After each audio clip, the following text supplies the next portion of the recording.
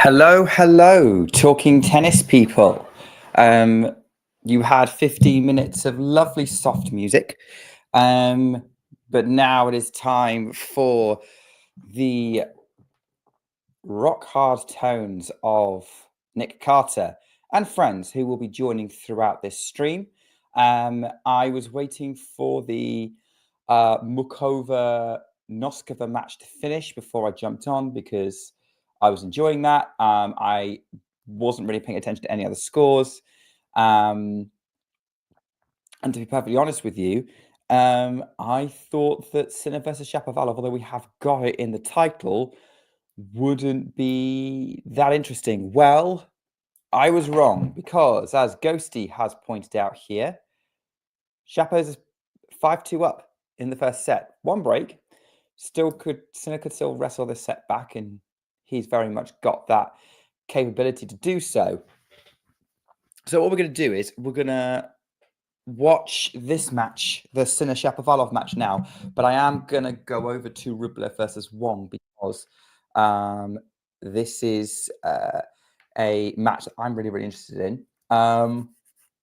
But yeah, I am starting to see that I will have friends joining at some point, so I'll just wait for them to give me thumbs up when they're ready to be brought onto the stream. As and when we're able to do that. So yeah, got a thumbs up. All right, ladies and gentlemen, we have the one and only Isabel, who is suddenly disappeared off. Now she's on. I forget you have control of these things. There we go. Welcome back. Hi, Nick. It's been a while. It has been a while. Since you were on a stream, but also even longer since we were both on a stream. Yeah, I've done a few like drop-ins in the last like week or so, but yeah, I haven't done one with you since like Australia, maybe. Maybe, who knows? It's been time. Time is a weird soup. Yeah. Back into the tennis bubble then. Indeed. All right. Finally not working, so have time. Work gets in the way of tennis. It really does. Yeah. So which match are you joining us for today? Are you here for Rublev Wong or Sinner Shapovalov? I currently have Sinner Shapovalov on only because I just was driving over here and I was like, oh, I'll check the score real quick. And it was 4-1. Yep. To Chapo, and I was like, oh, something's happening. No, what's he doing? What is Shapovalov doing? Is he woken up? It sounds like he came out swinging a little bit, taking the ball really early. He's got it's such a shame that, he's kind of been off in the last couple of years because he has such great finesse and power when he's playing well. He is not easy to beat. So it sounds like he's just having a good day. And probably, I assume the plan was break Sinner as early as possible to get that early lead so he can just focus on his own serve, because once Sinner gets going, it's like impossible, right? I mean, pretty much what Ghosty says right here. It's early doors and Sinner's a machine. Yeah, so like I assume Chapo's plan was get the break as soon as possible, just be absolutely on for the first few games and then focus on your own serve. And it's working for him, but that doesn't mean Sinner is playing poorly or you say that he's just double faulted on my screen. It's now love 30. Chapo's 2 points away from the set. Yeah. Well, I'm only just watching. I was fair. But we'll see. He is he can be a little bit like a supercomputer, right? And the kind of the way Djokovic is, where like he'll have a moment where he's not playing well, and then all of a sudden there'll be a switch and he's fine. Yeah. So I wouldn't count him out just yet, but it is really impressive that Chapo is playing this well. Yeah, when Sinner drops set, it's not quite the same roller coaster as Carlos Alcaraz, because if he drops one set, you're like, oh, it'll probably be the only set you drop. So with Alcaraz, it's like, who knows?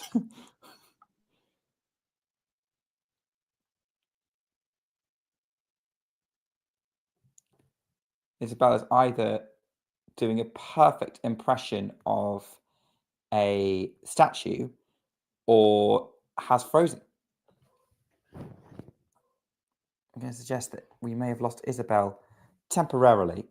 So yeah, we'll probably have a discussion about which one we're going to say. By the way, Naomi Osaka has bageled Daria Kasatkina. Like, where did that come from? Again, she's just hit a good stride. I mean, since Canada, she's just kind of been like the old Naomi, which is really fun to watch. Yeah, well, like the old Naomi, not quite like the old Naomi, because I don't know if the old Naomi would have lost to Mboko, although that could be more of a reflection of how good Mboko is or is going to be.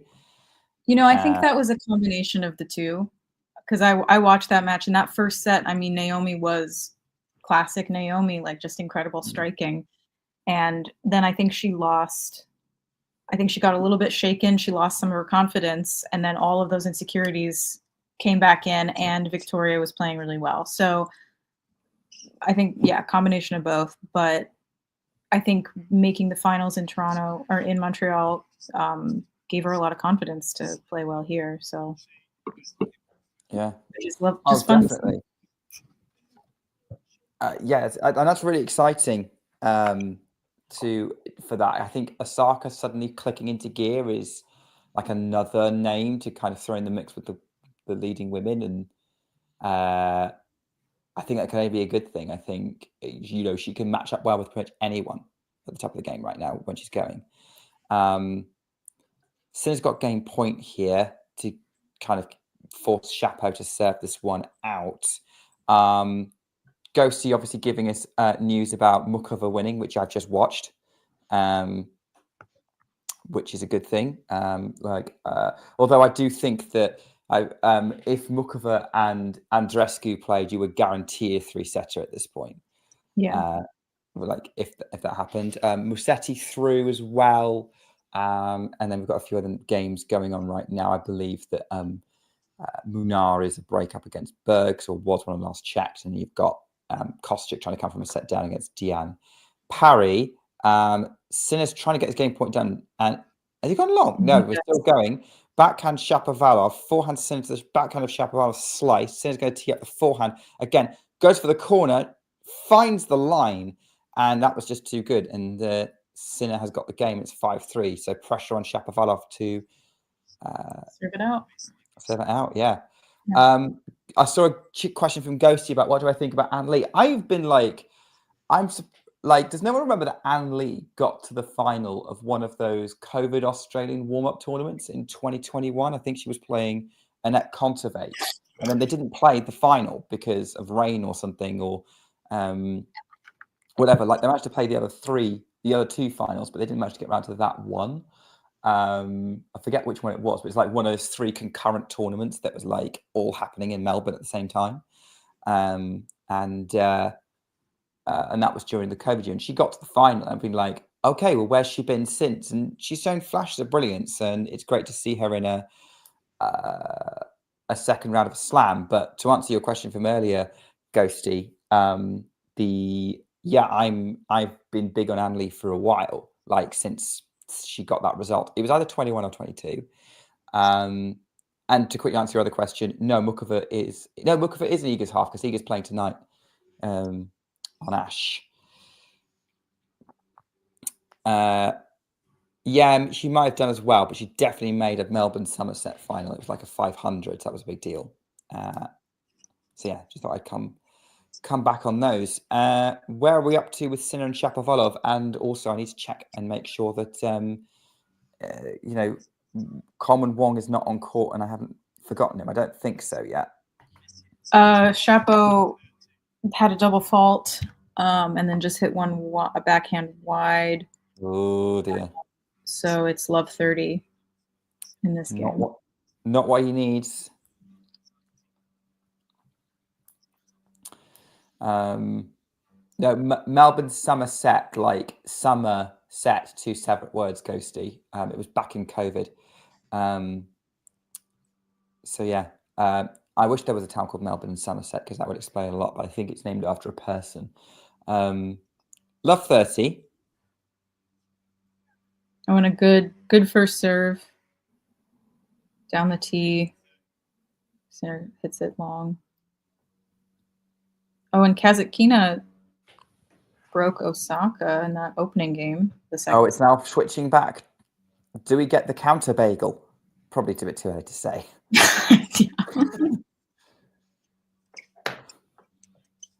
Like, that would be crazy. Tell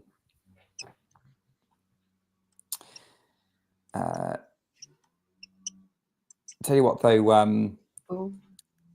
Good. There's some good rallies so far. Yeah, really good. They're both. I mean, they're both. I mean, Sinner obviously is an amazing returner, but I think Shapo is also like an underrated returner. So like, I expect a lot of long rallies in this match. This is already one. Oh, and when he goes for a drop shot.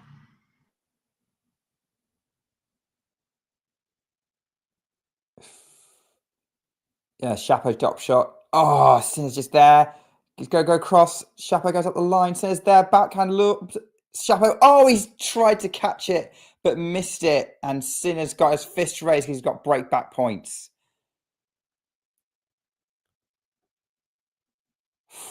Just unfortunate. We just couldn't quite reach the ball. Shapovalov. Lovely, fun rally, though.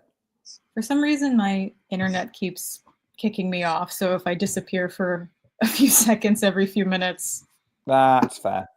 Don't worry about it. We should have Eddie joining us. He's definitely going to be watching Wong Rublev.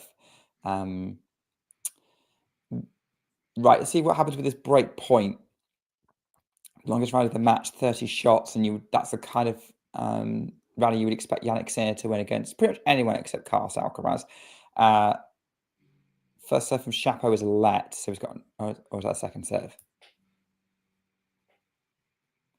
So I've got break point for Sinner. And he gets it. Okay. Breaks him with his sorry for it. Yeah, see, this is what I mean. Like, Sinner just needs a second to cook, you know? Yeah. Yeah, I can see him stealing the set. And then Shapo's got to try and take that well. Oh, I don't know if he would. I feel like if he loses this set, it'll shake him and he won't be able to win another one. Yeah, maybe. Certainly if Sinner gets his first set, it's going to be an uphill battle for Dennis. He's already having a bit of a conversation with the umpire. So yeah, I think I'll probably be... I mean, Isabel, did you have a match in mind to watch on the stream with us? Obviously, I know you started with this. Are you going to stick with it, or? Yeah, I can stick with it. But no, it's your choice. Like, whatever you think is going to be most fun for you. Yeah, I mean, I like the rallies in this one, so yeah, I'll stick to it. Stick with it for as long as you're having fun with it. Anyway, I'm going to go over to Coleman Wong and Andre Rublev when they come out on court because, as I can see, Osaka's broken back. Munar's well in control against Bergs.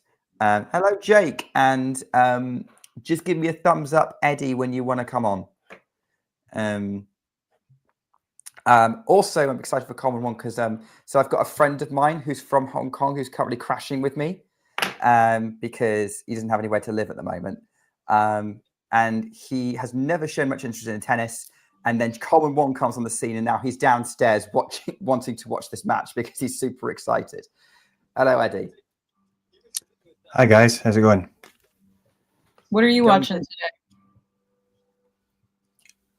Where am I watching? Yeah, I'm in Seoul, in Korea. So it's late here. It's 3 a.m., but I'm ready to go.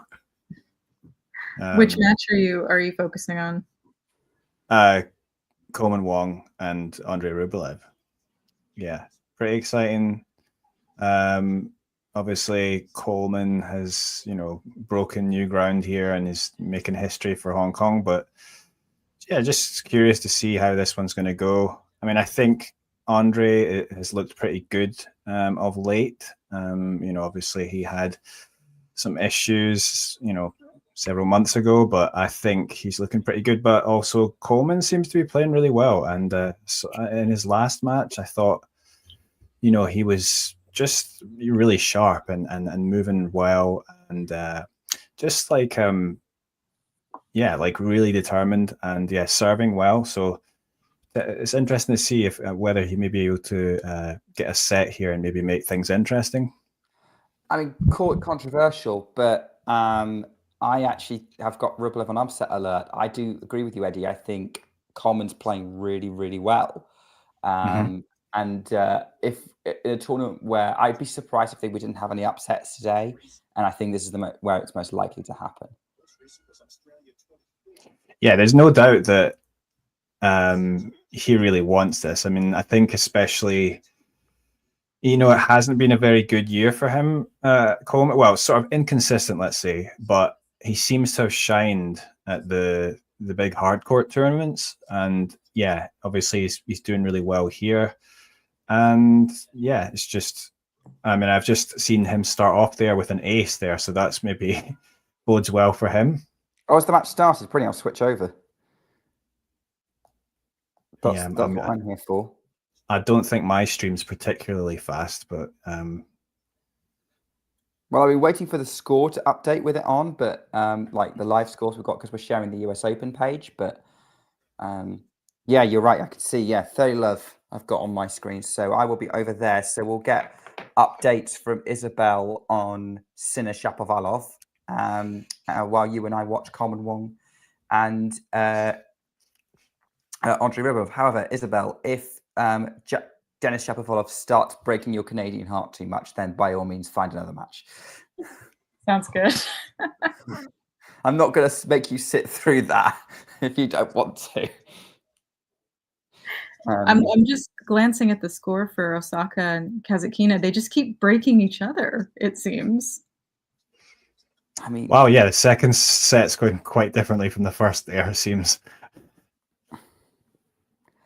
Yeah, like complete opposite. I mean, like part of me's like, oh, do I watch that? But we'll get there eventually. And part of me's like, should I keep an eye on myself? Should we just do old school talking tennis where we're like watching different matches? Were either of you watching the Sinner match? Because obviously I saw Shapo was up a break, and then I was a bit surprised about that. But then obviously Sinner's come back. I mean, how's that been? The rallies are good.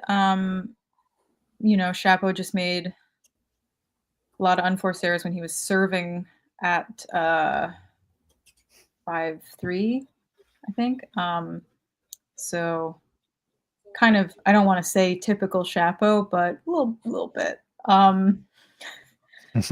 I fully expect Sinner to win this match. I think he just kind of needed a second to adjust to, you know, playing a guy like Shapo. I don't think they've really played a lot.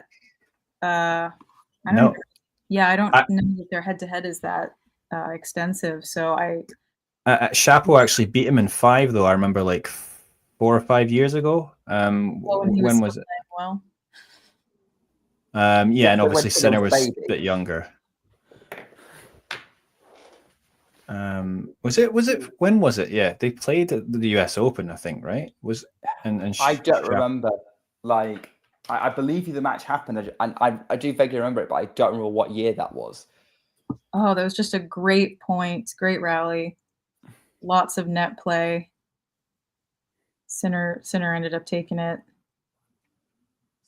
Coleman Wong has held his opening service game of the match. I'm just turning on my other computer so I can follow along on other scores just in case. But I know Isabel's got us covered on lots of other things as well. Yeah, this is kind of fun. Yeah, it's game on, I guess, because obviously good for Wong to get you know, the first game hold, and I think, you know, as I said, he's been serving very well, and I think serving first, you know, that can help him. Maybe he can sneak this first set and make things interesting. He's already there. Love 15 on the Rublev serve now. Yeah, backhand miss for Rublev, but he's made up for that with an unreturnable serve. 15 all. Okay, you're slightly, you're ahead of me. Okay, I'll try not to spoil things too much. Are you also going to be keeping an eye on what's happening with Osaka, Eddie? Or is she old news in Asia? Well, I was sort of zoned out about when I was seeing how that first set was going. It was like completely one-sided. So I was kind of obviously the way that she's been playing so far, I was kind of expecting she'd be able to get through this match. So yeah, more thinking ahead to the next, big matchup, which would be against Goff, right? But Yes. yeah, let's see if Kasatkina can make things interesting, eh?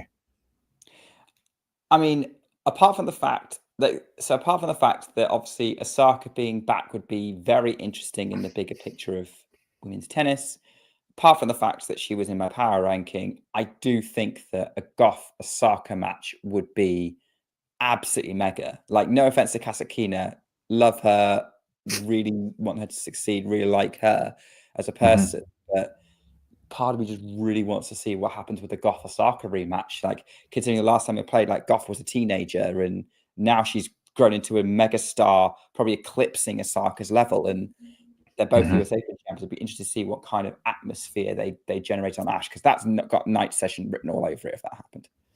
Yeah. Oh yeah, everyone's going to want to watch that. I really think if the two of them meet in the next round, I think Osaka has a real chance to beat her. Oh wow! She can because I mean, if she can just serve well, then and I mean, Coco's been. Did anyone see her match the other day against Becky? I haven't seen any of her matches. Well, the Tomljanovic match was good, but she was still having some of the same issues that we always see from her. And then in the Vekic match, Vekic was having some physical problems. She had the trainer out at one point, and I really think that if Vekic weren't compromised, she would have won that match, because Coco, same serving problems, same forehand problems, to the point where at the changeover, Coco was sitting there and physically shaking, and she looked terrified. So I don't think she's the strongest contender going into that match. And Naomi just looks, I mean, this match with Kasatkina, this set going a little one way right now, but she seems much more confident. So I really think if she could just stay steady on her serve, she could win against Coco. Yeah, that would be pretty big. Although, having said that, I think Coco looked a lot better today from what I've heard. She got to 3-3 against Freck in the first set, and then dropped just the one game the rest of the match. So she steadied the ship, but it was a day session today, not night. So we'll have to see, whether that's going to be a good reset for her, or whether there's something about the conditions or the atmosphere that she doesn't like. Great forehand on the corner from Andrei Rublev for love 15. Isabel, what is happening on Sinner Shapovalov? Shapo, it's 5-all. Shapo is desperately trying to hold. We're at the second deuce. Sinner just got it back to deuce with an overhead right at the net. First time Yannick has been broken this tournament. I don't know. I admittedly haven't been watching any of his matches. Neither have I. Because, it's kind of like how I felt about like watching Serena or watching Djokovic when they were in their prime. What is the point of watching someone crush someone else? So I have not been paying attention to his matches. So I genuinely don't know if this is the first time he's been broken. Okay, nice bit of Chapo here. See if he can hold. He had a good first serve. Oh, good overhead. I just saw that point. I think, yeah. I was reacting to that sort of lovely bit of serve volley from Colin Wong. Yeah, and he should be doing that. I mean, yeah, as I say, he's been serving well, and he does have pretty decent net skills. I think he's a former US Open doubles champion at junior level. But okay. Oh, we just missed that. Hold. Shapo's held. Okay, that's good for that match. Oh, that ball going out though from Wong to make it 30-all. Already pressure on, and you would expect that from someone of the caliber of Rublev, like not gonna be letting up this early in the match. That's a great ace from Coleman, though, to set up a game point.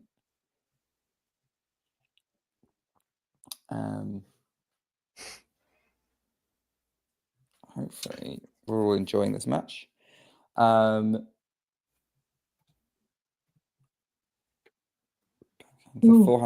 Wong inside out. Backhand Rublev. Wong trading with Rublev right now. Wong inside out again. Rublev goes up the line. Cross court. Forehand of Rublev. Wong goes up the line. Great winner from Coleman. Wong to hold. 2-1. What were you going to say, Isabel? Oh, I'm just reading some of the comments here. Jake, are you not a Sinner fan?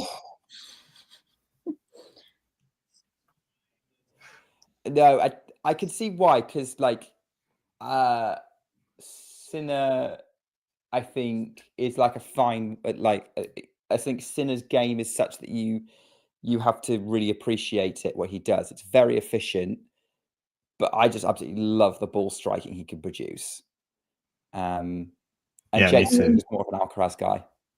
I mean, I love it when he's playing someone who I think can like actually challenge him, you know, like any of the top 10 guys. I do like watching those matches. Because his forehand is incredible, and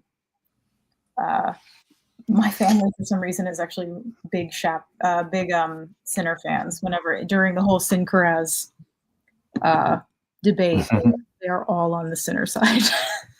Interesting. Surely Jake loves watching Sinner play Alcaraz, though. I mean, who doesn't? Yeah. Who doesn't? Like, I am going to be definitely insisting on watching the US Open final on Sunday when it's those two in there. Yeah. I really hope I don't miss it, because I just got called for a job in another state, so I might have to fly out during the second week of the tournament, and I might miss the final, which would suck, but well. Who do you have in the final, or who do you have winning? Ooh. Eddie, do you want to go first on that one? For the men's? The men, yeah. I didn't give it too much thought. I mean, I kind of thought Sinner would win. Like, my picks have not been bold on the women's side as well as Iga, so there you go. Yeah, I have gone for Alcaraz slightly to win this US Open. Pre-tournament, obviously, maybe Sinner's looking slightly better in the first couple of matches. I know there was like some physical questions about Alcaraz in his last match. But I don't know. But like that one's going to go 5 probably. But I am leaning Alcaraz slightly. As for the women, I am also picking Iga to win it.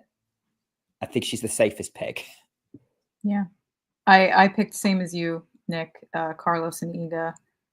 And I know this sounds crazy, but I think Carlos getting a really bad haircut means he's really serious about winning the US Open. Yeah. Because the last really, really bad haircut he had was when he won the US Open. So that's true. I think, no, in all seriousness, I think Carlos, not that he wasn't taking tennis seriously before, obviously he is very serious, but I think something about that Wimbledon final not shook him, but kind of like knocked something for him about how now this race between him and Sinner is like razor thin, right? If Sinner takes this tournament, they'll be tied. So I think he's real cold-blooded about winning this tournament because he wants to keep his edge. Yeah. Oh, it's set point Shapo. What?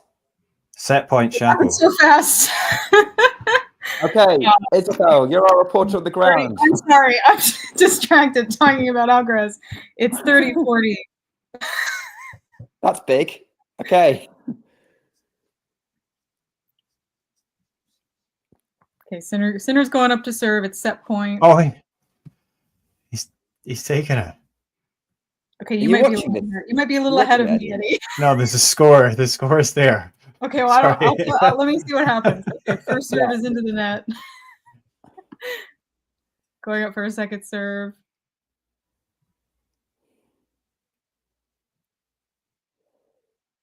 And it's another net. He double faults on set point. No. That is brutal. Wow. That is pure luck for Shapo. Unheard of for Jannik Sinner. Ooh, I think that was just luck. I don't know that was Dennis at all. Wow. Okay, Shapo takes the first set, 7-5. Okay. At what point do Sinner fans kind of start getting Grigor Dimitrov Wimbledon flashbacks? When Shapo takes the second set. Yeah. Yeah, and he'll come out serving first in the second set as well. So, yeah, I think if you're gonna, unless you're Carlos Alcaraz, if you're gonna have a chance of beating Sinner, it's going to be someone that can serve lights out, and it's going to really test Sinner like that. I mean, the last player to beat Sinner who wasn't Alcaraz was Bublik, right? Bublik in Halle. Yeah. So, in fact, arguably, I mean, and then Bublik's probably been the only person other than Alcaraz to beat Sinner in the last 12 months. Mm-hmm. Can't think of anyone else.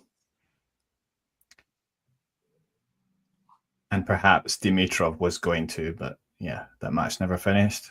It's one of those things you just never know.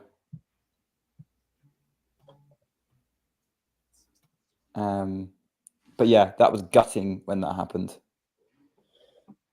I had that match on while I was working, and I kind of had it in one ear, and I heard something happen, and I had to go back, rewind to watch.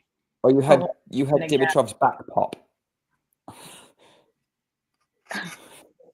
I mean, you saw it's crazy how he looked totally fine, and then one serve and it was over. It's kind of scary that kind of injury can happen to you that unknowingly. Do we know if Shelton's injury he was carrying it, or did it happen during the match last night?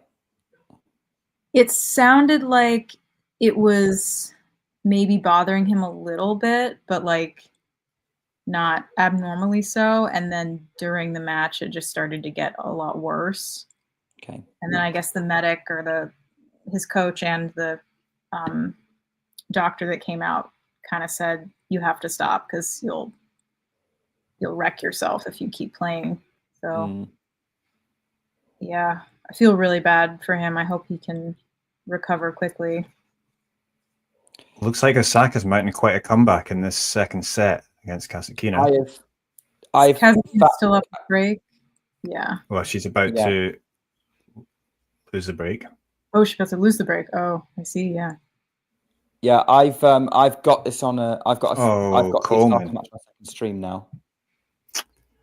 Coleman. Talk us through Coleman Wong, Eddie. What's happening? Well, he just had a little chance for a little drop shot there, but he just completely ruined it. I mean, it was an easy shot. I mean, Rublev was way behind the baseline and he could have got an easy point there, but just poor execution. But a good serve to follow up and make it 30-40. So he saves one break point, Wong. And yeah, he's going to have to probably come up with another good serve here to stay in this game. He's got it as well. He did come up with a good serve. Oh, you're just ahead.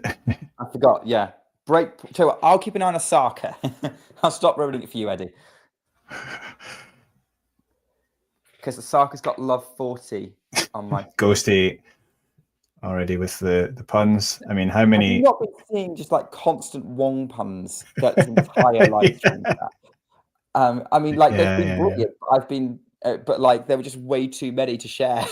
I mean, there's always just Wong puns. Can't Go Wong is the name of a horse, the horse racing in Hong Kong. The horse racing is quite big there. One of the horses is called Can't Go Wong. Nice. We've got a Canadian fan in the chat, by the way. Chapo winning and Mboko and Chapo winning it for because Mboko and Layla have been doing too much work. Felix is still around, isn't he? Yeah, but he's playing Zverev later. Oh well, bye Felix. And also he hasn't really he had like really good first month of the year or two, and then it just all fell apart. Yeah, I mean he was carrying Canadian tennis for a while, but yeah, he's kind of fallen by the wayside. I'd love to see him have a good run, just play consistently. But yeah, the Canadian women have outstripped the Canadian men. You know, it's been fantastic. Layla, Victoria, Bianca, you know, absolutely killing it. I did wish that Mboko could have gone farther in this tournament, but it seemed like she was still dealing with that wrist problem that she got in Montreal. Yeah. Oh, great pass from Rublev to take this back to deuce. Osaka has broken back. It's 4-all, and she's just absolutely just cracking the ball lights out right now. She's decided she has enough playing around. Okay, and Chapo holds, got a forehand error from Sinner. Sinner's serve percentages so far in this tournament have not been particularly good. I don't think he's all 55% or thereabouts. And he probably wants to be getting at least 60, really, especially against a player like Chapo. Yeah. He's a bit odd. Do you think this could go 5, potentially? Chapo? Yeah. Why not? No, their last match did the one that Chapo won at US Open. It was several years ago, so it was quite a long time ago. Maybe 2021, 22. Oh, it wasn't US Open. I made a mistake. It was the Australian Open, and it was 2021. Yeah, so yeah, Chapo won that in 5. Oh, that was baby Sinner. Yeah, that was when he was still 19, I think. Yeah. Yeah, that's been their only meeting. I just looked at their head-to-head. Yeah. Yeah. Breakpoint Kasatkina. Osaka's gone off the board as I was complimenting her.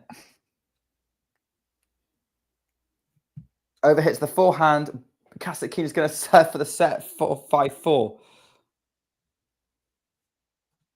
Hold off on that Goff Osaka match. What's going on this Wong Rublev match? Nothing's happening.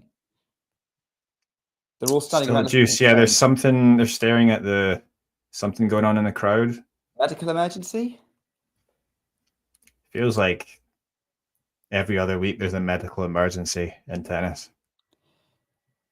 Global warming. I was gonna say the same thing.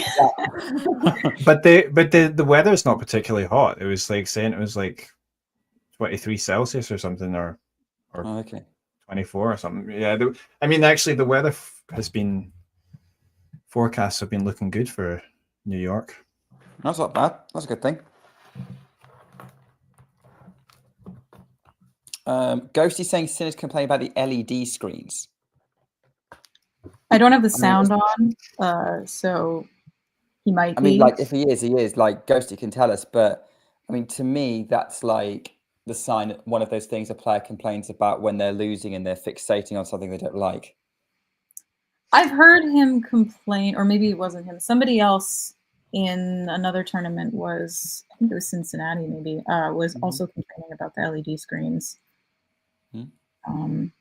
It's not the first time I've heard it. Yeah.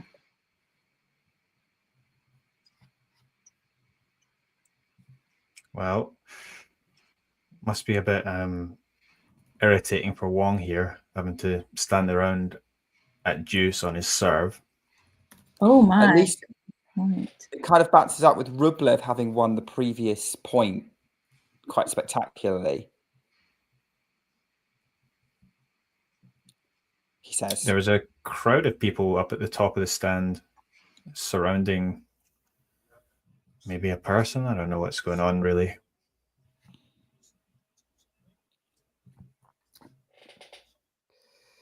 Kasatkina serving at the moment. Osaka, oh, blast the backhand for 15 all. Great winner.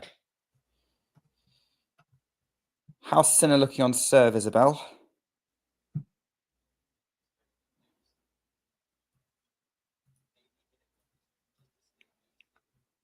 just checking the other scores. Hame Munar is at deuce at 5-3 on the Berg serve, trying to take a 2 sets love lead on Stadium 17. On court 5, Marta Kostyuk has got 15-30 on the Diane Parry serve, trying to break to take the second set and take it to a decider. Sinner's looking a little better, maybe. I mean, it's 40-15. Just a couple of errors from Shapo. Shapo winning this match obviously would be tremendous for him in its own right, but then he'd also have a 2-0 head-to-head against Sinner. Yeah, I mean, how many people can say that? Yeah. Yeah.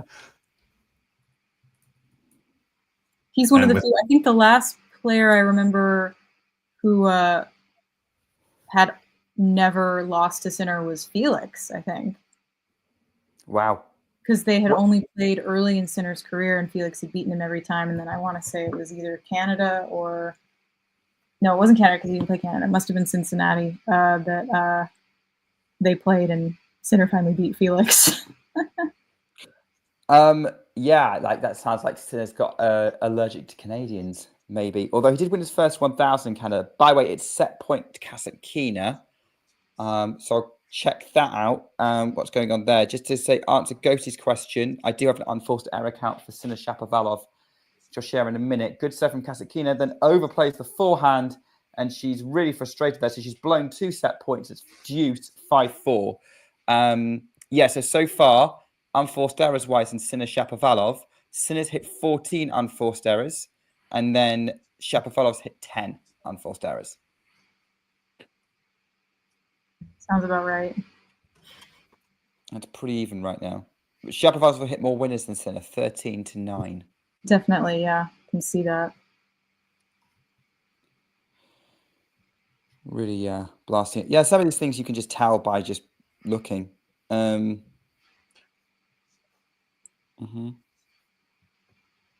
This delay is going on for ages in Wong against Rublev. If they're trying to get like a medic up there, what court are they on? Grandstand. Yeah, it's grandstand, if I remember correctly, is a little bit far away from the other stadium. So if a medic is trying to get there, they're probably trying to fight through some crowds. We have results to bring you as Daria Kasatkina has taken the second set, 6-4. We are going 3 on Louis Armstrong. Oh, wow. Dang, okay. And Marta Kostyuk has taken her second set, 6-4 against Diane Parry. So that's also going 3 on court 5. Got a double fault from Shapovalov for 30 all. He does not want to go down an early break in the second set. Back underway for Wong and Rublev. Wong's just hit a forehand into the net, and Rublev's got a break point chance.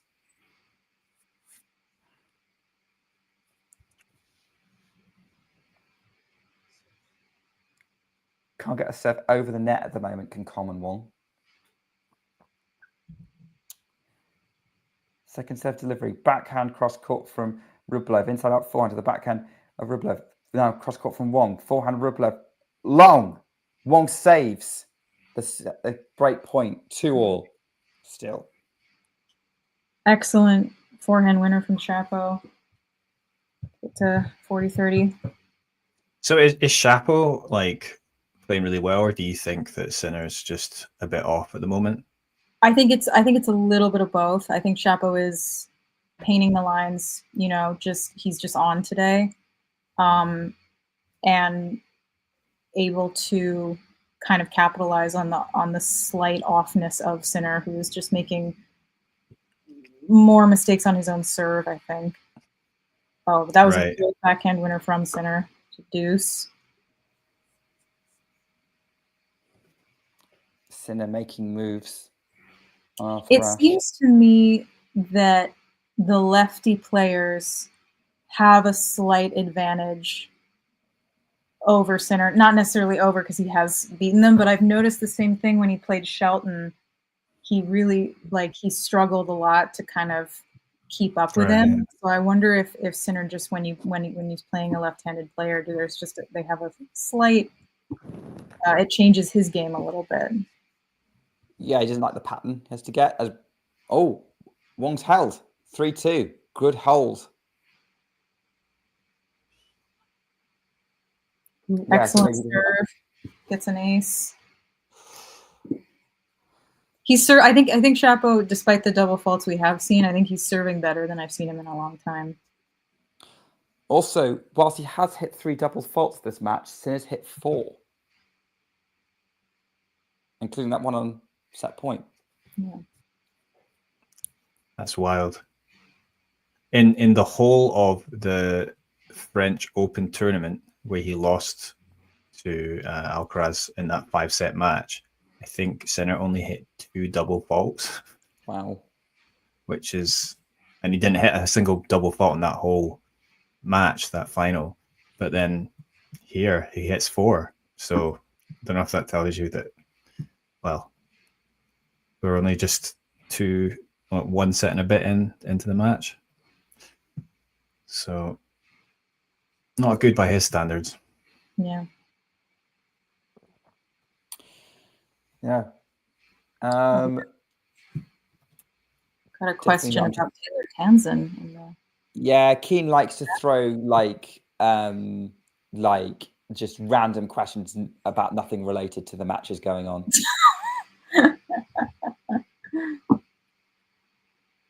Bit like Nerlan. But to answer your question, Keane, no, Taylor wasn't really talking about focusing on doubles only at all. Her singles ranking's pretty decent. It's getting better. And she knows she can perform at the US Open. So, no, it was never on the cards.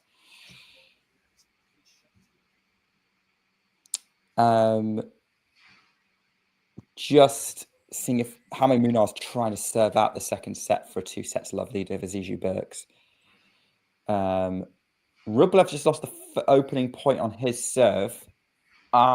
Eddie, are you happy with how Coleman Wong is managing to keep up with Rublev at the moment? Yeah, I think he's looking pretty good right now. I think he's looking a little bit like the more positive player at the moment. I think Rublev's not really got into full swing yet. And yeah, Coleman's just, you can tell he's so up for it, right? But yeah,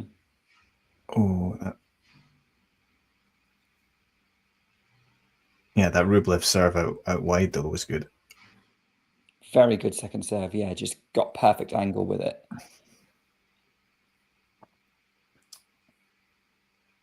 Seeing it looks like there's a bit of a long break between Osaka and Kasatkina, as it looks like Osaka's got some kind of bluey tag hanging off. A Lubabu, I think. No, I don't think it's a Lubabu. It's a different thing, but some kind of bluey. Is that what you're talking about? Sorry? You're talking about Lububu? Yeah, that's something Osaka's been carrying around this tournament. Yeah. But I don't think it is a Lububu on her bag. I think it's actually a bluey plushie. Like a mini one. Okay. Is she getting treatment? She went off court. And so is Kasatkina, actually. So it'll be a while before that gets back underway.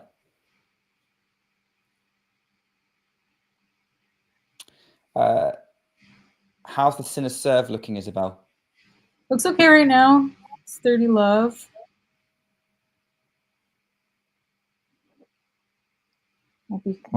What a return from Coleman.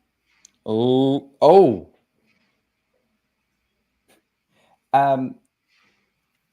Keane, top 100 fluctuation is not a bad ranking. It'd be a problem if it was top 200 or 300. That's what I will say. Ghosty, I have no idea what Lububu is. Sorry. As Wong just broke break. It seems like it is a break, but I saw the score before I saw. Oh yes, great inside out forehand winner from Colin Wong. Guys, I can hear my housemate applauding downstairs. My Hong Kong housemate is cheering and applauding. I love it. Of course, Hong Kong is not like the biggest place in terms of population, but he's been getting good support. I mean, I guess there's quite a lot of diaspora, but you know, people in Hong Kong and whatnot, but in New York, but like they haven't had many, you know, sports stars to cheer for, so they're loving this, I'm sure.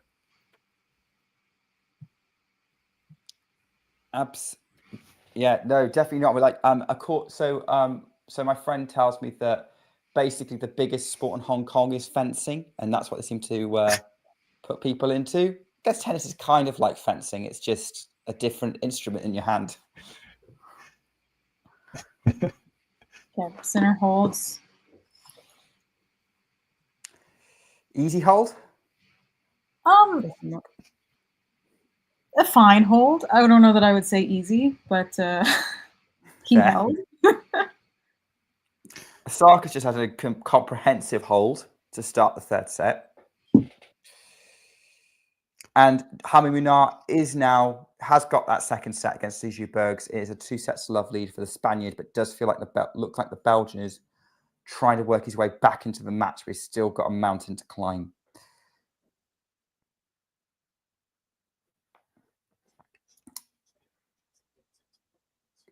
Wow. Oh, Kian's talking about. Well, yeah, I saw that Kwon lost. I did not know that Duck Lee was playing. Kwon is playing just ITFs while he's still in the military. But I think he's been able to play a couple of tournaments because he's going to play for the Davis Cup coming up in Korea. It's good he's allowed to play some tennis while he's in the military, because like when I saw that, I was like, I didn't think he was allowed to play. Yeah, if they join they have like a sports like division in the army, so like because they all have to do the military service like Korean men, so they even have like for example in the K League, this professional football league, right, then they actually have an army team that plays in the league that's just full of like young pros doing their army service, and then sometimes they do quite well, but like I think they have something similar for tennis, but obviously it's not like you can't go play all the tournaments around the world, so it's a bit disappointing for him in that sense, but like he gets to play some small tournaments now and then, so it's pretty cool. Easy Chapo here. He's talking about Son there. Son got an exemption. Right? He got, well, because he won the Asian Games with Korea. So like if they win a gold at the Asian Games, this is for any athletes that they can get out of the military service, or they only do like a shortened like military service of like 4 weeks or something, rather than like a year and a half, which is what they usually have to do. Wow. Okay, fascinating insights into the world of like Korea. No, it's actually genuinely interesting. Like I don't want to be just like, that's not meant to be dismissive. Fascinating. It's like I genuinely interested in how it all works, because not many countries still have that kind of system. But yeah, we've got Rublev serving at 2-5, trying to keep this to the one break this set and put the pressure on Coleman.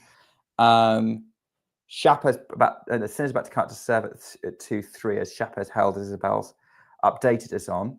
And we've got Osaka setting up a break point against Kasatkina.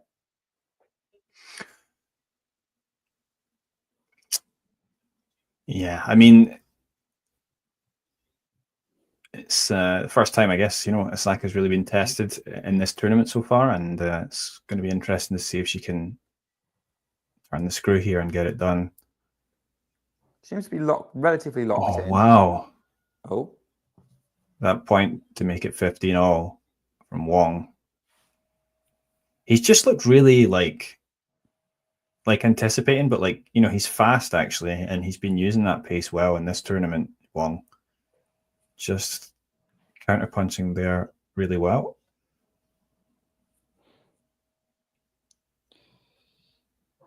Backhand, seeing backhand to backhand rally at the moment. Rublev gets it into the net. It's 15-30, and Wong fist pumps. He's really in this, Coleman Wong. Keen, are you watching the Munar match? If so, can you give us updates on it? Because then we can kind of get across 4 matches. And then the only one we're not dealing with is Parry Kostyuk, although depending on how that goes, Kostyuk currently leading 2-love with a break in the 3rd set. Looks like Osaka missed out on that break point chance, and Kasatkina's got a game point. Yeah. Speaking of non sequiturs, Nerlan, I've got no idea. That's not a fact I know off the top of my head. It's millions of miles, if not billions. So Rublev has also set up a game point. Kasatkina's got a hold.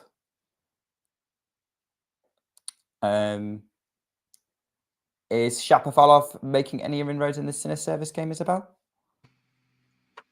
Not the second. I'm only at love 15. I think the score on the screen is a little ahead of where I am. Seems like Sinner's second serves are kind of carrying him through this match. Like he just had a forehand error into the net. Oh, good return from Wong.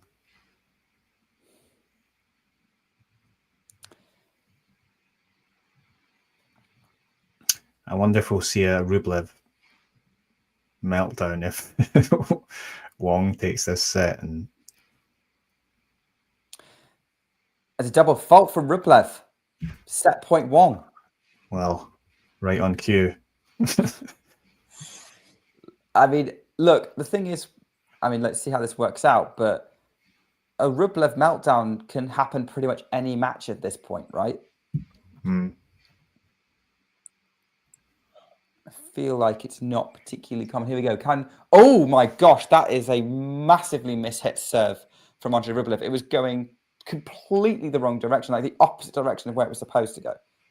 Oh my, yeah. And his wild forehand in the tram line. Wong takes the first set 6-2. Red alert for Rublev, who's standing there, hands on hips, breathing hard and looking like he's trying to contain the explosion that's starting to bubble up within him. Loving this. Come on, Coleman.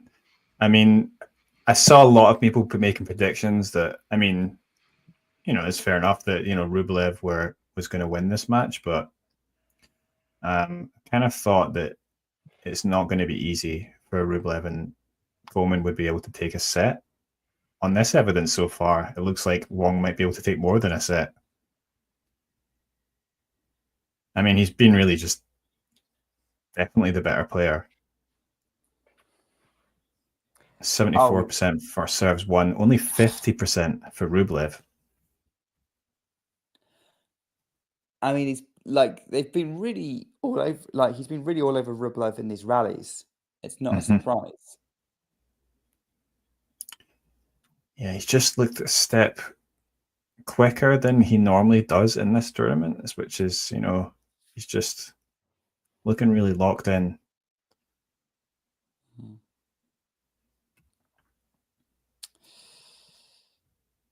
Guess we'll see what happens.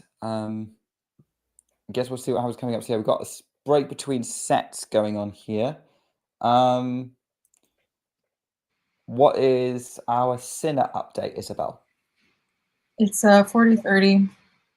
It seems like Sinner is just not able to dominate his service games like he normally is. His first serve is kind of, I think, the thing that's throwing him off. It's not there really.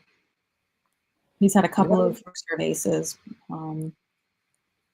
if I remember rightly, okay, I could be wrong. I mean, maybe our statistician can check this for me, but it seems like there's a lot of forehand errors from Sinner in this match. I'm seeing a lot of kind of wild shank forehands.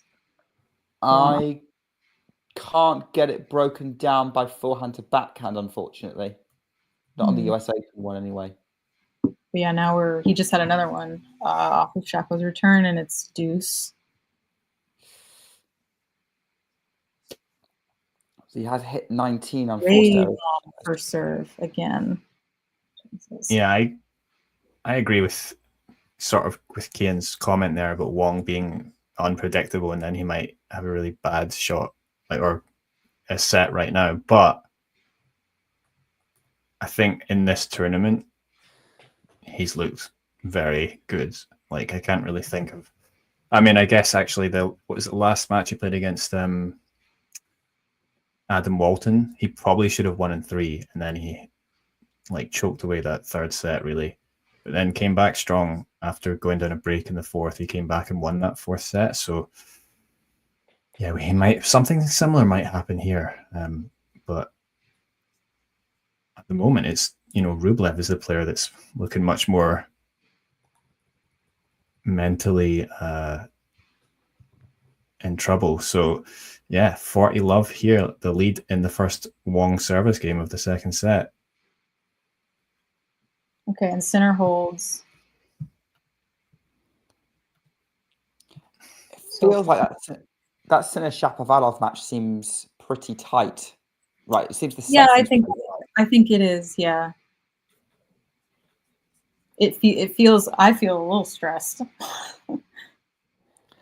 Are you stressing because are you stressing for any particular player, or is it just a stressful situation?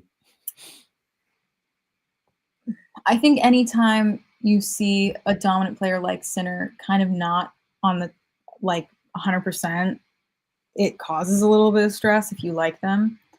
As always, I don't want Zverev to get very far in this draw, and I believe he's on the same side as Sinner, so I don't want Sinner necessarily to lose right now. Because I need somebody to take Zverev out, and I don't think Shapo could do that. So I'd like to see Sinner get through this match. Of course, Zverev will play the winner of Wong and Rublev if he does get through. Yeah, that's assuming he beats Felix. Yeah, and it's not a guarantee, but yeah. I'm just having that a look would be. Sorry, go on. Carry on, Eddie. Yeah, I was talking out loud, thinking out loud. You don't want to worry. I was going to say, if Zverev was going to win a slam, it would be because Sinner just gets knocked out early. Sinner or Alcaraz would get knocked out early. Yeah, but in a way, I kind of I don't really see who's going to get knocked out, who's going to knock out Alcaraz, to be honest, though. Do you think Rinderknecht is going to do it? No. No, I don't think. I think he has a slight edge now that some of the others that I thought he would go up against have been knocked out. I think he's going to face Djokovic in this draw. I guess Djokovic. Yeah, it would have to be Djokovic. I mean, I could see that happening. Taylor Fritz. Taylor Fritz could beat Djokovic. Fritz could beat Djokovic. Yeah. Yeah, I mean he could, but he has been. I feel like Fritz has been a little off. He has not been dominating like he usually does. He's been dropping sets and been kind of edgy this whole year, really. And Sinner just broke Shapo at love 40. Oh wow! Just out of nowhere, Sinner goes, "Nothing to worry about, guys. I got this." I think Shapo just made errors at the wrong time, and then got a little tight. I mean, to be honest, I'm looking at Sinner's draw, and it doesn't look particularly nice because he's got the winner of Bublik or Paul. Okay, Paul he's got a bit of advantage with, but Bublik is a bit of a thorn in his side.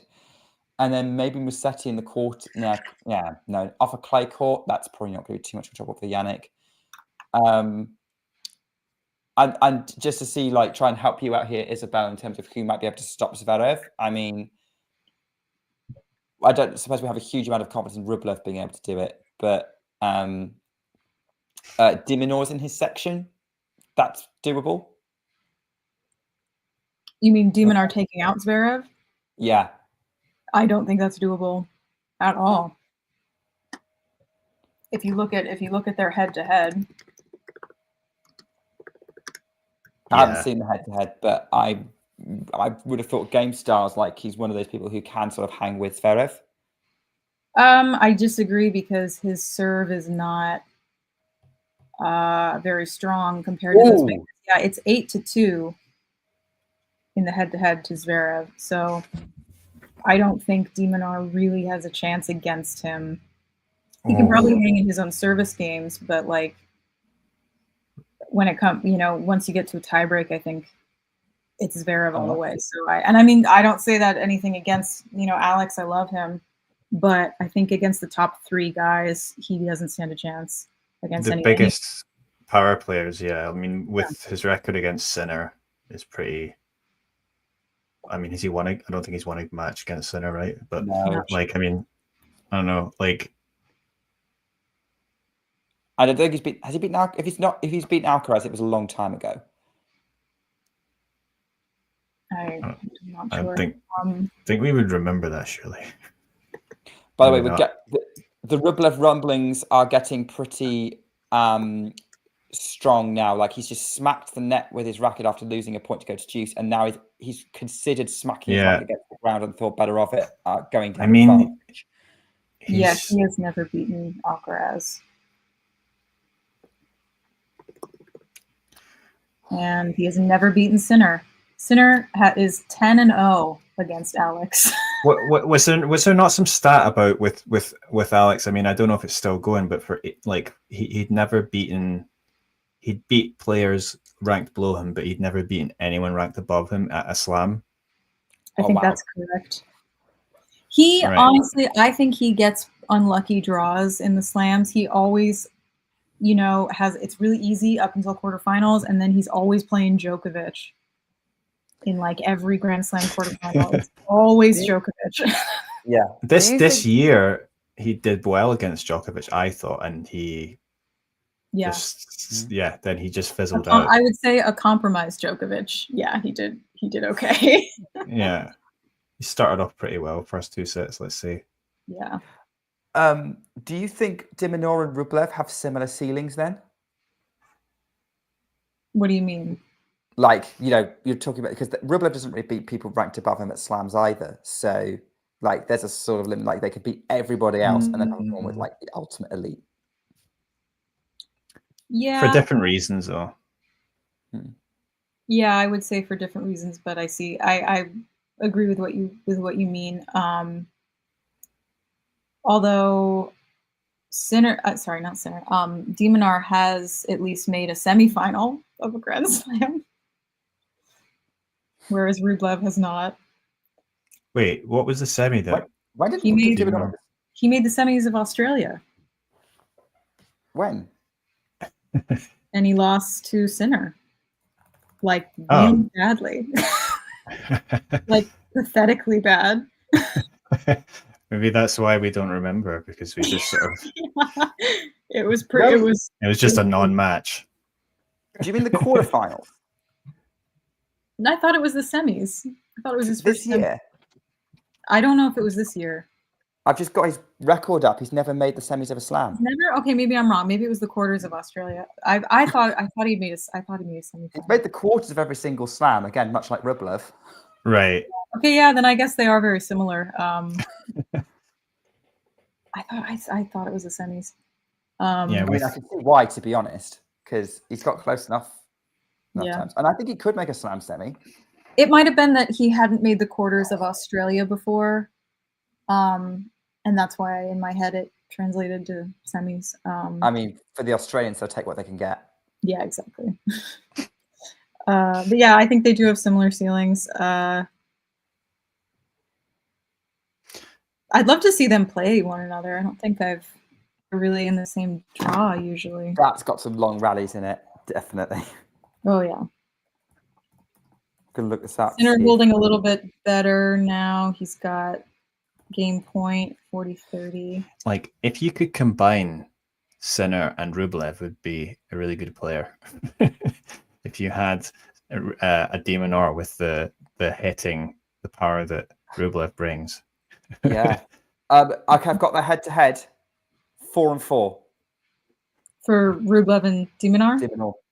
Yeah. They both, yeah, like 4-4, including a tracks. 5-setter in Australia in 2024. And the last time they played actually was the Doha quarterfinals, which Rublev won 10-8 in a tiebreak. Deciding set tiebreak. So Yeah. they've had some battles. Sinner holds 5-3. Osaka has held for 4-1, having saved break back point from Kasatkina. Really impressively, actually, just ups the hitting. Just checking around what else is happening. Munar is a breakup in the third, so he looks like he might be on his way to making round 4. And Marta Kostyuk, I'm going to keep an eye on that because she's got break point for a 5-1 lead in the decider against Deanne Parry. Kasatkina looks like she's going to hold comfortably here. There's some live chat questions that we've missed a little bit. Snehal asking why we don't want Zverev to win a slam. I think the reason's obvious. There's multiple reasons. We don't have to get too deep into that. No. Let's just say none. I think I can confidently say none of us are fans. No. And then Jake's asking me a couple of questions. I prefer game styles that involve a lot of top spin or a lot of variety, like inventiveness, which is why I like Iga. And actually, Karolina Muchova is really shooting up the rankings in terms of like what I like to watch. Like I like watching people who can invent anything. So that's what I kind of like. And Jake, I'm sorry, I did watch the Goff Tomljanovic match, but I watched it kind of like a highlights package, which wasn't very good. I just saw a lot of long rallies, which is fun in the moment, but not when you're trying to kind of catch up with what the heck happened, / trying to watch it whilst doing work. So, but yeah, I thought if you watched it live, it would have been quite high tension. But I probably because it didn't. Yeah, you want to go to comment on that one, Isabel? It was very high tension, partly because I don't think we really expected that from Tomljanovic. But yeah, the rallies were really long with a lot of variety. They were both hitting the balls like pretty deep. It was just good. It went 3 sets. We had tie breaks. Like it kind of had all the things I think you want in like a good match. So it was competitive. It was nice. Best match of the week so far? I think so. I'm trying to think if there were any others. I missed a few because I was driving cross country again. So I didn't get to see some others. But yeah, I think that was a good one for match of the week, at least on the women's side. Yeah. Yeah, the men's side, I think we've got a lot of options. There were so many 5-setters. Yeah, I don't think I've really seen any. What went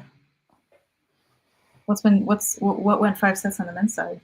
Quite a lot. Well, basically, a lot of the seeds went out in 5 sets. Like the only seed to come through a 5-setter this week has been Tommy Paul. Like Casper Ruud lost in 5, Tsitsipas lost in 5, Medvedev lost in 5.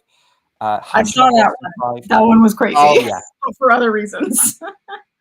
that one I woke up to and was trying to figure out what the heck happened. Yeah, I saw it happen live, and I was baffled, just slack-jawed, you know. Did he go too far? Oh. Yeah. Kind of, yeah. I think it was. unnecessary. Yeah. Convincing hold from good hold from Osaka to 15. Big unreturnable serve to close the game out. She is one game away from the third round, 5-2 in the third. Sinner is now serving for the set. And I do think that if he takes this set, he'll probably win the next two. Most likely, yeah. But we have now, regardless of the outcome of this match, we have now confirmed that Jannik Sinner does not like playing Canadians. They are his kryptonite. Carlos Alcaraz is applying for a Canadian passport right now, so he can win every slam final they play. I would say Sinner does not like playing lefties. But Chapo, Draper, big serving lefties. Big serving lefties. He does not like them. Is Diallo a lefty? He's a righty. No, he's right. Yeah.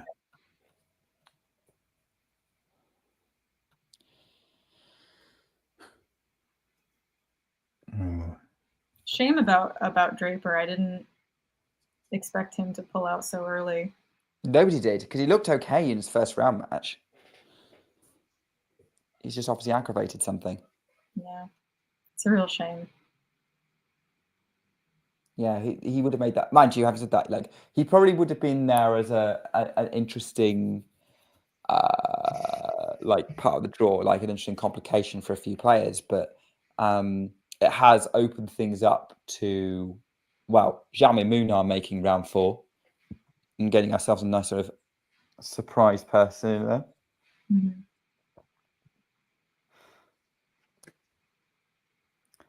I don't think we really celebrate unseeded players enough. I think it's kind of like, oh, that's a nice story, and then we kind of move on. Right, what's Sinner doing? A triple set point here for Sinner. Stay with that, good. See if he can convert. Oh, that's a racket hit smash from Rublev. Oh my god! What's he? He's what are you doing? I don't understand what. Like he's only loved 30 down in this Wong service game. It's not a big deal, but yeah, it's like boiling over. But he's like doing that when he's just going to change his racket for whatever reason he feels the need to change his racket, and just throwing the other one down like that. Did you get a warning for that? Sounds off. I couldn't tell you. He's just cracked a forehand return winner though, right in the corner. Like he's playing angry right now.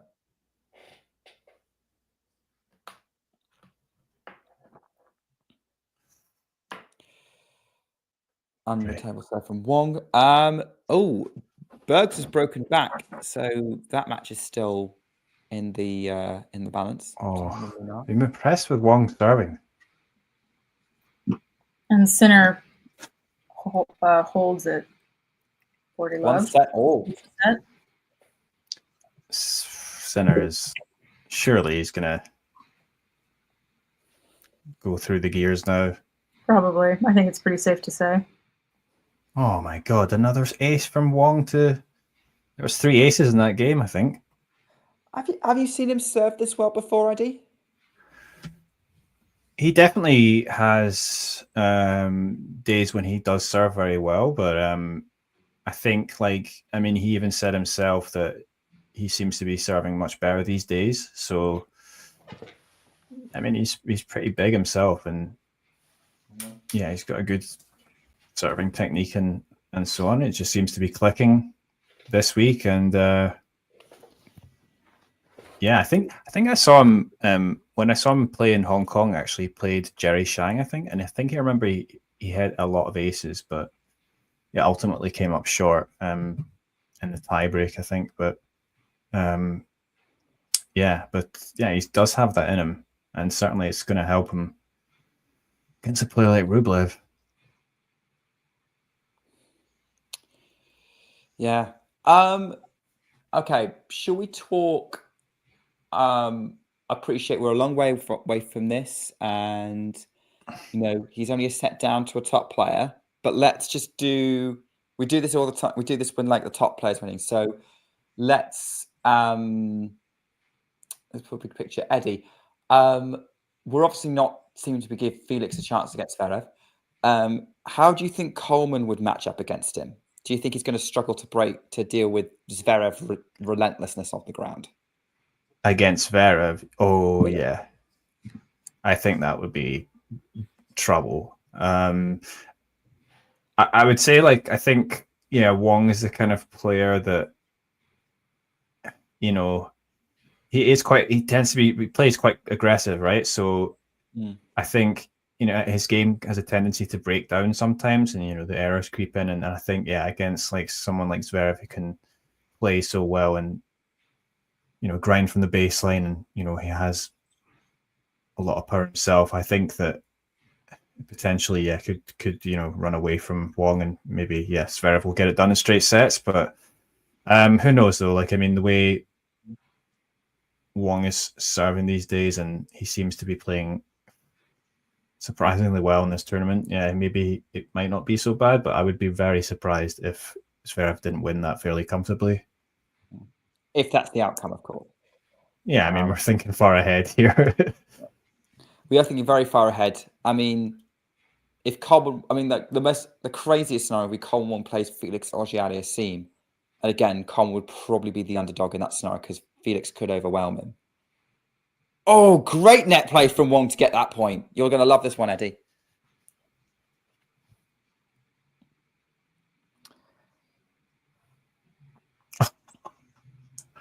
Wow. Quite a good reaction there. Yeah, great. So, yeah, really good. Gets a foothold in this Rublev service game. Yes. Osaka sets up a two-match point with a brutal forehand cross court, and she's celebrating pretty hard just to set up match point, but she's hitting winner after winner right now. Ooh.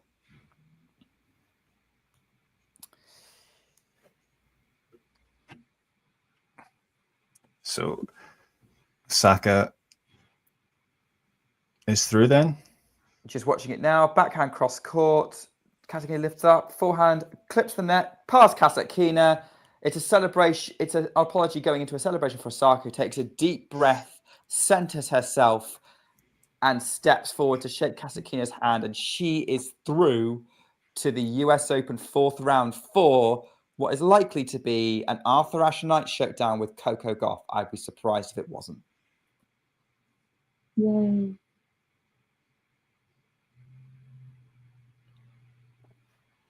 Really surprised. Yeah, so great job, Osaka. She is through. Yeah, definitely interesting. Got a backhand up the line from Wong that Rublev is struggling with. And then Wong goes on the attack again. He's coming up into the net. Oh, Rublev just kisses the line passing him. Love 15. And Marta Kostyuk has just won her match against Diane Parry. 3-6, 6-4, 6-2. And Kostyuk will play Karolina Muchova next. So that's... that one could go either way.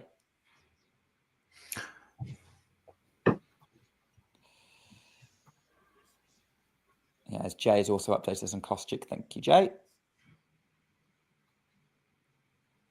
So yeah, this Osaka and Gauff, it was the last completed match that they had was back in 2022. Of course, the last match they had was the one where Osaka had to retire, having won the first set. She lost the second set. That was in Beijing. So yeah, it's going to be interesting, this one. I think, yeah, definitely Osaka sort of coming into this better. Yeah, I would agree with that. I think she's got a good chance of doing something here. Obviously, she's not played Coco Gauff as here since 2022, and Coco Gauff has changed a lot since 2022. Got a lot more kind of big stage experience. Another great pass from Andrei Rublev. 30 all. But that, yeah, I could see that match, going Osaka's way as she's looking the more confident of the two. I think you're right. I think that's a good summary. But Goff has learned to win ugly, and I think Osaka struggles to win ugly. And if Goff can make it ugly and really scrap it as she does, keep absorbing power, putting everything down, she's gonna. I think Osaka will have some trouble. Break point, Rublev.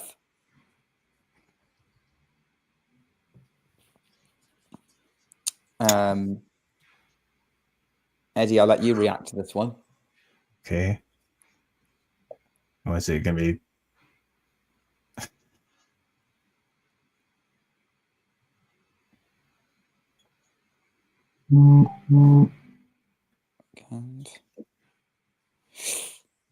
Oh.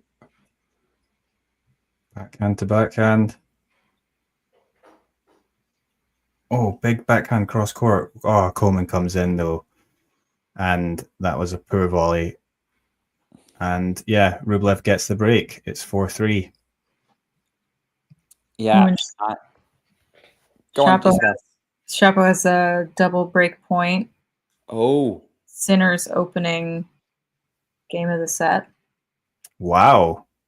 He had a backhand into the net, and oh my goodness, Sinner kind of lightly threw his racket onto the ground and picked it back up, which I don't see. As much as he allows himself to throw a racket. Yeah. He just had a backhand into the net.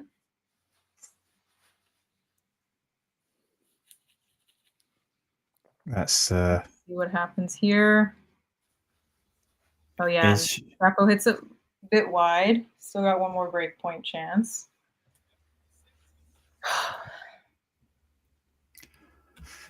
Maybe this one could go 5.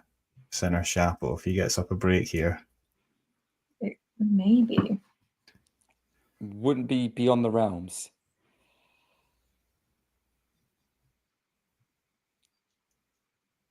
Isabel's stream well ahead of any I can get up, so we'll let her react to if Shapovalov can break. Okay. First serve from Sinner, way wide. Oof. Way outside the box. Okay. Second serve. Forehand returns. Shaping. Backhand cross court.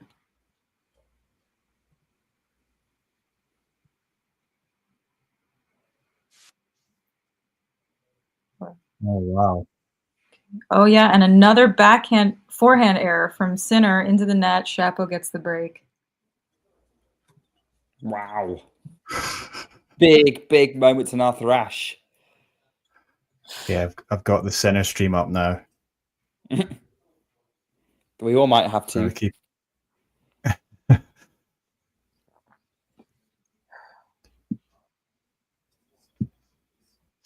Yeah, well. And he consolidated, though. It's interesting that it's the forehand that seems to be malfunctioning for Sinner. It's the first serve and his forehand, I think. Like it's his it's his primary weapons. Yeah. Do you think anything physical is affecting him?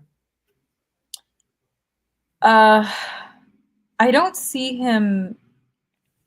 I mean, I have the sound off, so I don't know what the comments are. Because maybe they're seeing things that I don't, but I'm not noticing anything particular. I mean, he doesn't look like he's cramping. He's not, kind of like rubbing at anything. He's not talking to his box. So it might just be an off day for him. Maybe not necessarily like physically compromised. Looking like an easy hold for Shapo here.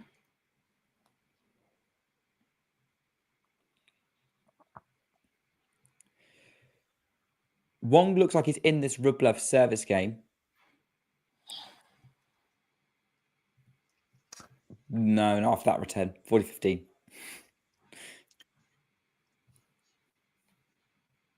And another forehand error from Sinner into the net.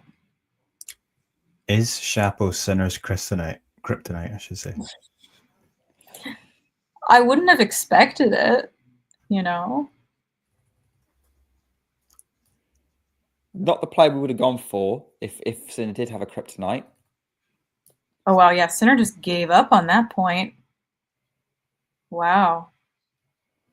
Shapo hit a forehand down the line. Sinner went for it and got it back, but then he just stopped moving. Just stood there and let Shapo hit it cross court. Looks a little defeated right now. 3-love lead. Damn. Dang, okay.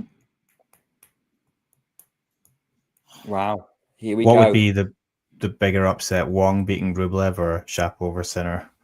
Sinner. 100%. You kidding? Like, it's weird because Shapovalov obviously has a player with a reputation and a seeding. But you know, he's never won anything above a 500. And Wong, on the other hand, is ranked well outside the top 100 in this. So by ranking, he should be beating Rublev. But the fact is, because we know Sinner is this unstoppable machine, like him losing to anyone that isn't Carlos Alcaraz is a shock in a Grand Slam. I just want to comment on this real quick. I did say earlier that Shapo is playing incredibly well. That it's a combination of how good he is playing versus how many errors that Sinner is making. So yeah, I don't want to discount how well Shapo is playing right now. Definitely. Do you think he's playing the match of his life, as Snail here is saying, of one of the matches of his life? I mean, I would call it a comeback match for sure. I've seen him play a few match of his life type of things. I think he made quarters, semis of Wimbledon? Wimbledon 2021 loses to Novak in 3 tight sets that he should have won at least one, if not 2 of them. Yeah, so I don't know that this is the match of his life, but it's definitely a comeback match for sure, of his career to date, probably. That semi-final is weird because, yeah, even though Novak won in 3 sets, it didn't feel like Novak winning in 3 sets. Like, he seemed to just steal every single one of those sets. And I do have to wonder, how close were we to a Shapovalov-Berrettini Wimbledon final? That would have been popular. I wonder how much this is sort of an element of maybe Sinner being far too untested in the first 2 matches. Maybe sort of let his guard down a little bit. I don't think he's that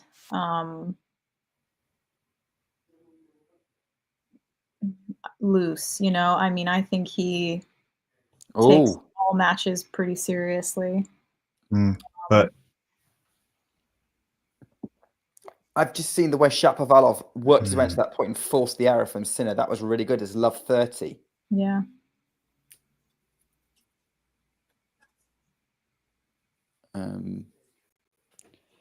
So something is going on. Like, I do have to say, like, that is really good play from Shapo. Yeah. Excellent. Yeah, this is big pressure for Sinner now. It's going to be interesting to see how he handles this. Okay, had a good first serve there. Shapo doesn't return it. Wong celebrates. He just clips the line with a backhand. He was potentially in danger of losing this game in this set, but now he's got a game. Wow. He'd love to solve it out. Yeah, so it was the little slice backhand right onto the line, the baseline.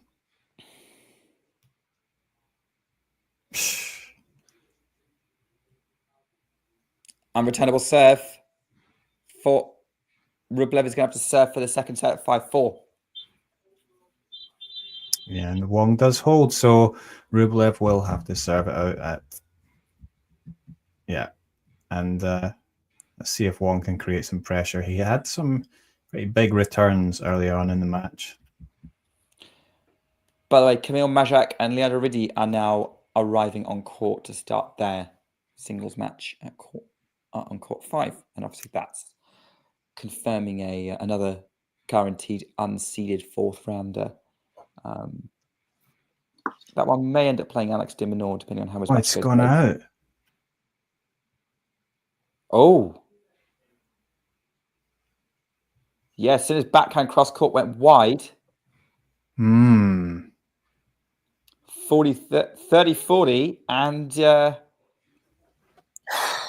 another break point for Shapo. This is crazy. This is just...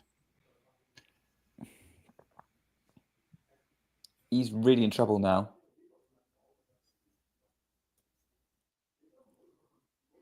This actually, I mean, my friend also predicted that,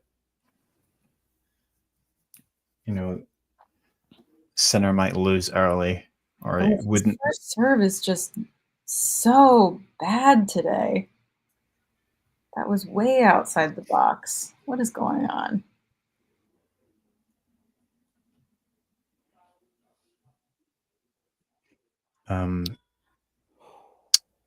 Yeah, and actually, Sinner losing obviously opens up that side of the draw quite a lot, right? Yeah. But you know, obviously, with Djokovic and Alcaraz being on the same side and the same half, and we talked about before that Djokovic does have a chance, I think, against Alcaraz if they were going to meet. I think, you know, more of a chance than, you know, Djokovic would have against Sinner. So yeah, that brings Djokovic into play. I think this might be it. This might be his chance to get another slam, and that'd be I mean, obviously, still a long way to go in this match, but we're just thinking ahead there. Sinner's really hitting his spots now with those strokes, so he's just got to advantage. Yeah, that was a bit better from Sinner, I think.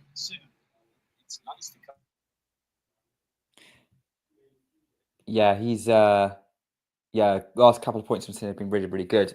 But yeah, you're right. That would really open things up because, I mean, the winner of this match plays Bublik or Paul, and I think Shapovalov against either of those would be a lot of fun. I think Shapo against Bublik would be so fun. Mm-hmm. You wouldn't know what you were going to get. Sinner improvising. All right, Sinner holds. gets it back. Well, let's see if. Oh, I still kind of think he's going to kick into gear at some point, Sinner, but we'll see. He should do. Jaume Munar is serving for the match on Stadium 17, and the star doubles team of the draw, Leila Fernandez and Venus Williams, have just walked out on court. Louis Armstrong against Akari and Huzumi. And set points for Andre Rublev, 40-15. Oh, poor drop shot there from Coleman into the net. Yeah, those haven't been working too well for him today. And there we go. Second set, Andre Rublev, 6-4, unreturnable serve to seal it. And he has leveled this match at 1 set all. Pretty competitive out there on the grandstand court. Thoughts on that set, Eddie? Between Wong and Rublev? From what we've seen, because we're getting distracted by Sinner, who's playing an epic rally right now. Oh, and yeah, Chapeau, I mean, 30. I think it was Rublev did get better as that set went on. I think maybe there were a few chances early on that Wong didn't take, and obviously Rublev has taken his. Well, it was just the one break point for Wong, but I think like Wong got a bit his level dipped a little bit. We saw some of the errors creep in a little bit, but I don't think it's been too bad. I mean, only 3 points separating them. So Wong's still been holding his own for sure. It's going to be interesting to see if how this third set goes. Obviously, I'm kind of expecting Rublev to have settled now, and he might actually up his level now. So yeah, maybe it's good he got like the boiling over out of the way sooner rather than later. Just having that set as well, he would just and calm down a little bit. Back on track. Jaime Munar is through. He's won a straight set against Xi Berg, 6-1, 6-4, 6-4. Wow. Potentially. So great season for Jaime. Go on. Yeah, potentially Munar going one step further than Sinner, the way things are going, but we'll see. Munar will play Lorenzo Musetti next. Okay. That's interesting. Yeah. That one, yeah. I feel like Munar could win that match, but I think if Lorenzo's confident, he should win it. But we'll have to see. It was Munar that knocked out Bublik, right, at Wimbledon, wasn't it? Yes, first round. And nearly took out Artur Fils in the match that Fils fractured his back. That was pretty close. So yeah, Munar will go for it. Definitely. He's definitely been one of the sort of underdog guys of the season, if you like. Had a great season.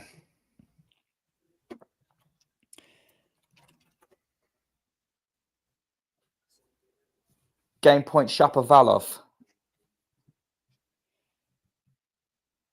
40-30. Do you think Sinner is looking a bit nervous? Just in his body language. Aren't they always nervous? Well, but he's usually so ice cold, you know? But he just looks a little... Yeah. And I mean, hey, I'd be nervous too. I think every tennis player's like a bundled up ball of nervous energy to how much they show it. I can't tell, but I'm not going to say who doesn't. Oh, Shapa's gone long. Yeah. Miscued the forehand.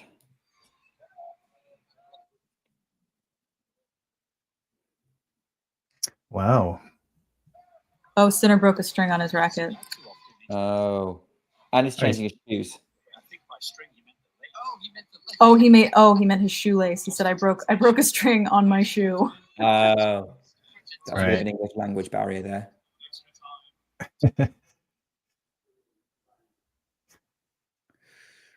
Oh, Wong nets and Rublev's got an early chance to break he could be about to get a chance to break. It's love 30 in this opening game of the third set. You'll need to get some of those good first serves here, I think. Wong. He got a first serve in there, but Rublev got a return in play and then into a bit of a rally. Rublev quite happy to rally with him at the moment. Wong is going up the middle of the court a lot. And he's netted the forehand, love 40. Playing it a bit too safe there.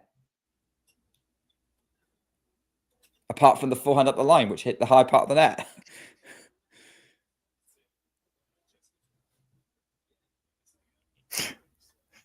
That's his coach, who's been with him for a long time, Wong's coach from the Rafa Nadal Academy. James Alembe is his name. He's always just taking notes in his big notebook. Just constantly. I mean, look, it's a developing player still. It's only 2021, so still got a way to go. Oh, Chapo nets.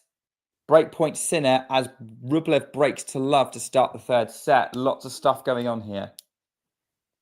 Yeah, Rublev gets the break to love. So not the good start that Wong wanted, and actually perhaps this set will go much quicker for Rublev. Okay, have a look at that. What's going on with Sinner? Oh, ace to save the break point from Shapovalov. Deuce. Very nice. Shapo still holding on. Eddie, what do you think? Do you think this match might be starting to get away from Coleman a little bit, or can he still pull this back? Yeah, a little bit. I mean, certainly in the first set, he was playing, he was going for it lights out. I mean, he was hitting some shots that were pretty spectacular, but he's been doing that a bit more as the match has gone on, and we've seen a few more errors creep in, and he can be inconsistent, and if that's starting to happen, then I could see this. Obviously Rublev's settled now. I could see this next 2 sets perhaps going quickly in Rublev's favor. Double fault Shapovalov. Advantage Sinner. Another chance to break back in this set.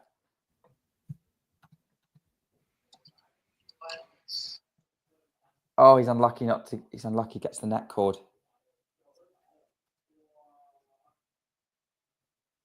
I don't know if you can hear my housemate talking on the phone. But... No, not really. Good. I don't know how good my mic is. Oh. Just Sinner almost winning that point, but not quite. Great forehand. His forehand was just too far away. Yeah, I was surprised it even almost went over that forehand, but yeah.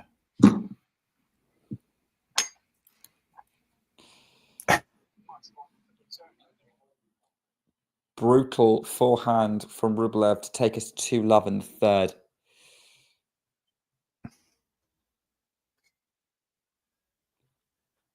Yeah, good forehand. I mean, we talked earlier about, people finding it Sinner. I mean, some people find him boring or whatever, but I really like his ball striking, but also just the way he moves. I quite like the way he slides around the court. I mean, it's not easy to do. It's quite unique the way he does it. I think the reason people find it boring is because of how much he steamrolls people. Yeah, right. So you don't get to see kind of the highlight of it. You know what I mean? Mm-hmm. Until he's playing someone like Carlos, you can really see how amazing his movement is. Yeah, and there's a lack of competition, no doubt. Oh, and he does get the break. Yeah, just shanked backhand from Chapo, cross court. Too wide. It's what we're going to see. And suddenly Sinner's back in this set, but then he was back in the first set and he still lost it.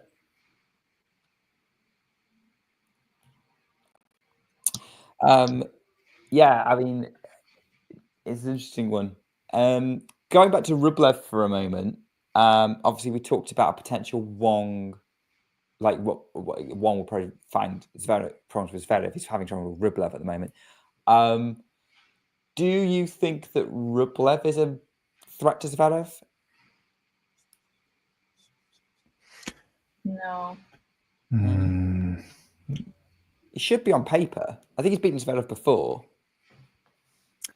Yeah, I just think that Rublev is not quite at the level so far that he needs to beat someone like Zverev, who has looked very solid from what I've seen in his matches so far. So, yeah, unfortunately with Zverev, I mean, he is looking tough to beat at the moment, and probably I don't think he's going to be tested really until, semis. Maybe. Yeah, it's a 7-3 head-to-head in favor of Zverev, and all of Rublev's wins came in 2023 when Zverev was coming back from that injury. Mm-hmm. Yeah, who knows though? Because tennis is does Rublev have the level of tennis in him that? Yeah, probably does, right? But I just don't think it's going to come this week. But yeah. Although I think people who like to see the nice guys do well would really want to see an Andre Felix match, because everyone will be happy with whoever won that one.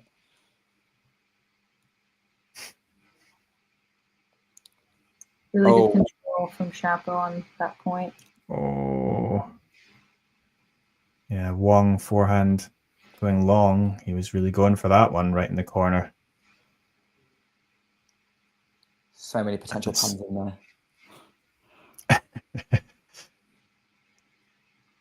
Can it go Wong?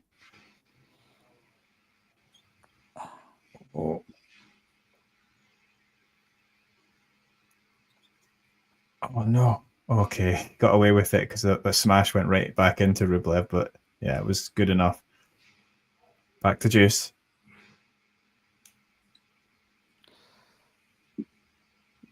I'm watching to see what Chapo can do with the Sinner service game. They're currently trading forehands at the moment. Wow. Still a lot of pressure being created on the Sinner service games. Now he's up love 30. I mean, I am really impressed, like, from checking in on some of these rallies, like that one just there. Like, we were talking about the ball striking of Yannick Sinner, and Chapo's going toe-to-toe with him in that department. It's true. This is like some of the best like striking I've seen from Shapo in a very long time. And we know he can do this, right? But it's nice to see that he kind of regained that. Yeah. Too much from Sinner though in that forehand. Looks like Wong has avoided the double break and held for 1-2.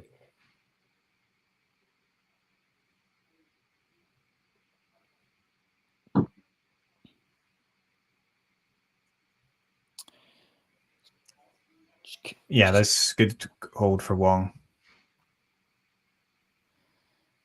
Kind of needed that.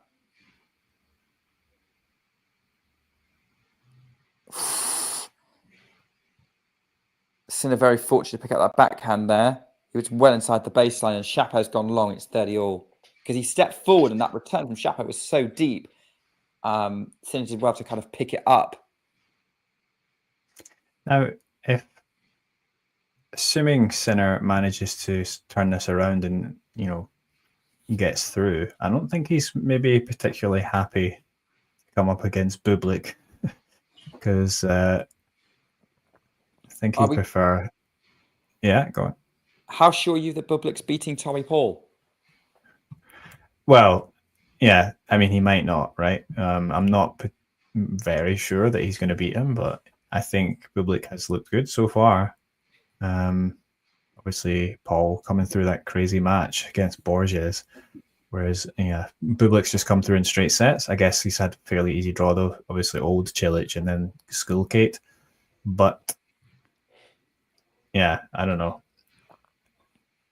Peaking Bublik is going to be potentially a bit annoying for Sinner. So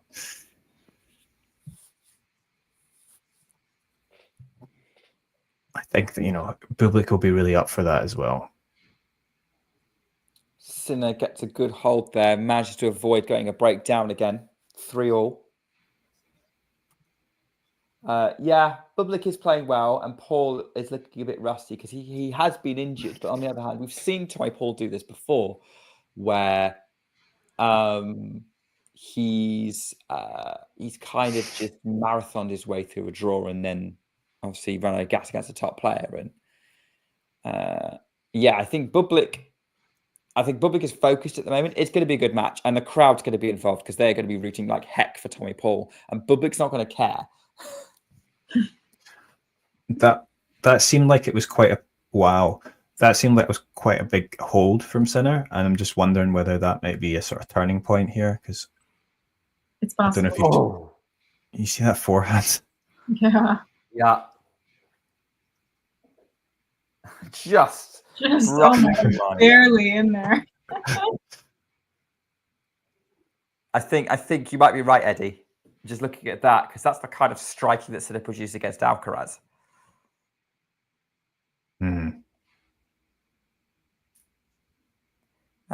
Jake, to answer your question, yes, I do like watching Yastremska play.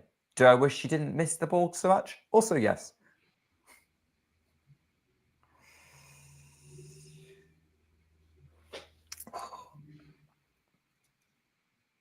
Oh dear. Second serve, Chapo. A double fault there from Rublev, so 40-30. Let's see what Wong can do here.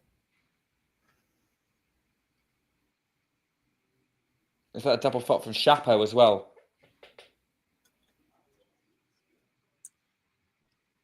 Yeah. Oh, Rublev nets, juice.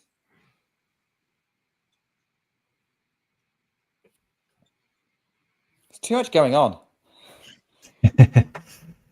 Yeah, it's like with Wong, I think he's actually has a right to be going for it and obviously being aggressive. It's just whether he can maintain, the consistency in that he needs to beat Rublev. But let's see. And is that another double fault from Shapo? It is. Okay, yeah, triple break point. I think you were right, Eddie. Oh wow. It's just a little bit of a spring in his step now. And I think that losing that game maybe shook Shapo more than it invigorated Sinner. Oh, great rally. Consider get to that. No, great play from Shapo. Made up for that 15-40. I mean, Isabel, you've been watching this match for longer, so obviously we're assuming Sinner's going to break here. But correct me if I'm wrong, but it feels like when Shapo's got broken, he's kind of let the game go a bit. It's been like 15-40, love 40, things like that. Yeah, I think he, the old Shapo still lives. I feel like he does this a lot. So yeah, that feels pretty consistent. Yeah, just had to check out of a service game, although he's not checked out here because that's another great point he's just played. Another good point, yeah. So are there no women's matches until there's no, I think because it's only the men's match at the moment. There's obviously a couple more tonight, I think. Because we've got Hadajmar and Sakari and Swiatek and Kalinskaya are the night matches. Oh, Anisimova and Christian is after Wong and Rublev. And Alexandrova and Siegemund is after Majak Riddy.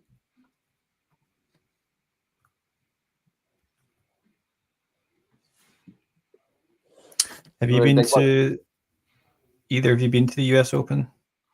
I have. Do you have a favorite court or favorite stadium? I liked Louis Armstrong Stadium. Yeah, me too. But I think that was because of the match I got to see there. And I didn't have a ticket for the area that I was sitting in, but I got there so early in the match that no one was there and they let me sit wherever I wanted. Oh yeah. But yeah, I liked Louis Armstrong more than Arthur Ashe. Grandstand is nice, but it was it's very outdoor, so yeah. The sun was quite a lot, whereas where I was sitting in Louis Armstrong was shaded. So I liked a lot. Oh my God, this point. I've just I believe he lost that. They were both all over the court. Yeah. Oh, so much going on. And a good hold from Wong. The crowd like that, him coming to the net and finishing with a drop volley. He's keeping this close, but look at this point. If you can see this on the replay, Eddie, like what on earth was this? Drop shot. Wait, I'm having a look now. Lift up. Yeah. Shapo's got time. Goes right at Sinner, and then he runs that down. Sinner has to kind of go backwards with the overhead, and Shapo can't pick it up. Yeah. Suddenly we're remembering how good an athlete he is. Which one? Shapo? Well,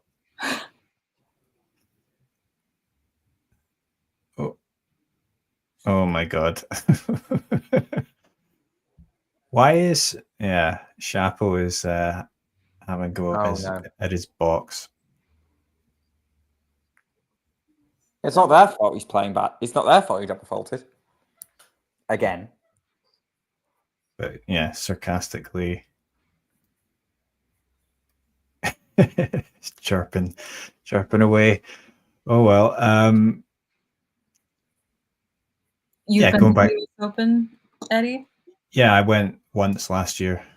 So I like Louis Armstrong because of you can get in with a grounds pass as well, right? And I managed to get in and get a pretty good seat on that upper tier just next to the sort of the big screens. Yeah, and I got to see Osaka against Ostapenko, which is nice. And then, yeah, I think with Grandstand, it's quite a cool stadium, but it's also like if it's busy, it's like hard to get a good seat sometimes. So, yeah, and it's kind of when it's really hot, it's like, I agree, it's a bit intense. Yeah.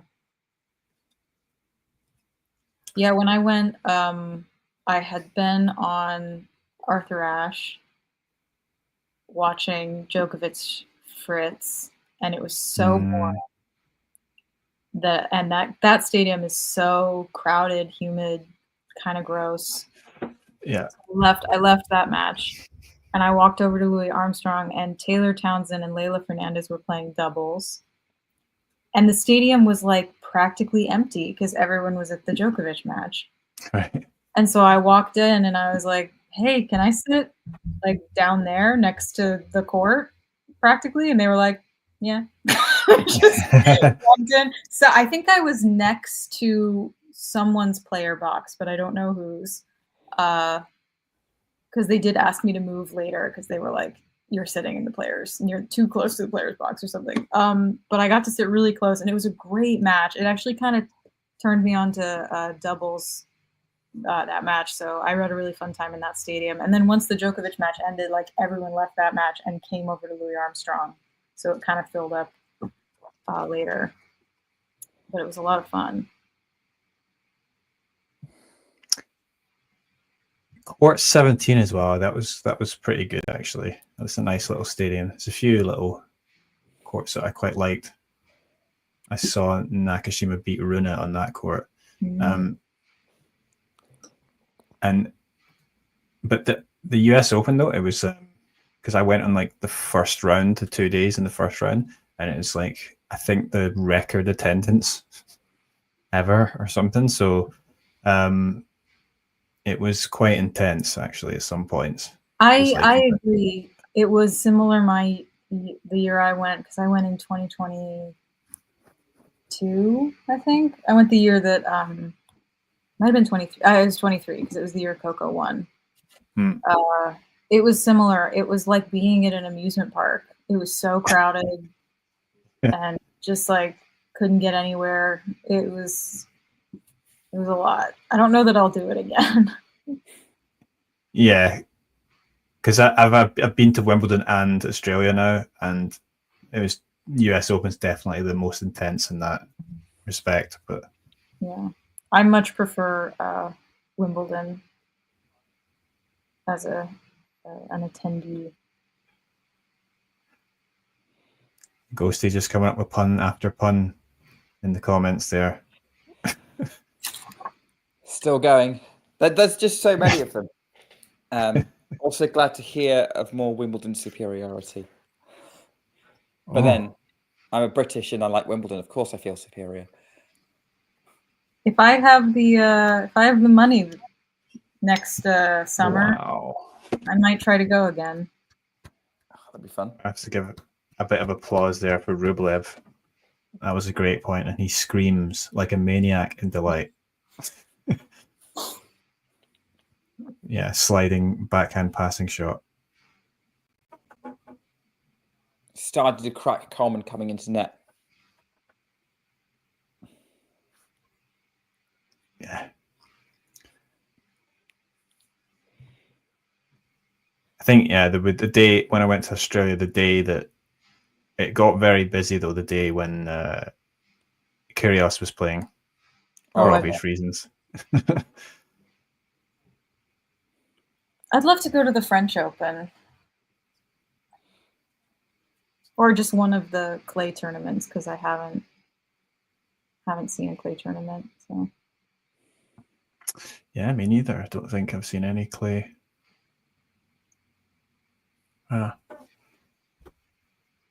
There's no clay this part of the world, really. Interesting. Because you get a few Asian players who are actually pretty good in clay. But there's, like none of the ATP or WTA tournaments in this part of the world are on clay. No. I think there's some challengers, right? But there are some challengers on clay, I think, in Asia. But yeah, I mean, I don't. Yeah, Zheng. Yeah, Qinwen won on clay, gold. Yep. She's great on clay. Nishikori was always really good in clay. That's true. Am I misremembering this? Like, was Kwon good in clay, or am I misremembering it? Not really. No, he's got more of a. He's definitely a hard court guy. Although I remember, like, his best slam was third round at French Open, so make of that what you will. But I mean, I don't think he's the best on clay. That's probably why I misremembered it, because I was like, I don't think he games this, but I remember him doing okay on clay at one point. Chapo seems to be falling apart, Isabel. Yeah. Oh no. Yeah. Just some bad serves. Comment there. Saying Barcelona and Monte Carlo are fun, but Madrid is meh. I mean, that looks like it from the pictures. I think Rome looks cool. Oh yeah, that would be good. Yeah, I was in Italy right after the Italian Open this year, and I was really bummed because I would have gone. And in fact, well, this is a key moment here. This Sinner match. Cross court backhand up the line from Shapo. Backhand Sinner to the Shapovalov forehand right back to the Sinner backhand. Oh, huge forehand Sinner right at Chapo. Shanks the forehand wide. Oh, it wasn't wide. It was on the line. Doesn't matter. Sinner clips that backhand like a maniac and sets up set points. That was a great backhand. The final winner. So clean. Yeah, I definitely think Rome would be the clay court tournament I'd like to visit. Yeah, I think me too. I mean, I've had really good things about Monte Carlo, but I think Rome is probably the more realistic one to attend. I think Barcelona would be fun. True. I mean, I also really wanted to go to Stuttgart, which barely counts as a clay tournament, but Yeah. but it feels like a secondary WTA finals. I guess I could go to Houston. You could. It's more like, oh, there we go. Sinner gets the third set, and he's he does. Like, can you believe that? Like, he was 3-1 down, and we're talking like, oh, he's real trouble here, and he's just won the set 6-3. Well, I mean, I said he'll probably win the next two sets. So he could. Yeah. Hey, that's not a bad thing, really, probably for his tournament. If he has this test and gets through it, I think he's, players often have, even the top players will have one match where it gets a bit tough, but they find a way through, and he's definitely, I think, done well to turn this around. Yeah, I think good to be tested a little bit. Obviously, I'm hoping that's Iga in her last match and not this match. But yeah, I agree. I think Sinner probably won't mind the fact he's turned it around, and he'll be quite locked in for the rest of the tournament, which he'll need to be if he's playing Bublik, because he's very possible. It's going to be that match with Paul, between Bublik and Paul, is fairly 50-50. But yeah, that was a good one from. Yeah, I'd agree with that, Eddie. It's he's in a good position there. Just wanted to come back on to say, like, with the Rome thing, I think I said I think my girlfriend's into traveling, and I was like, maybe we could schedule things around tennis tournaments. And she's like, yeah, but if we go to Rome, I'm not coming to the tennis with you. You can go on your own. You should break up with her. No, she'll go to any other city. She's fine going to the tennis anywhere else, but Rome is just too good opportunity. And I said this to my mother as well, who got me into tennis, and I watched with it. And Mum was like, yeah, no, Rome is the tournament. I'm definitely checking out the city, not the tennis. You can go to the tennis. I'll go to Rome Open with you, Nick. I would rather see the tournament than the city.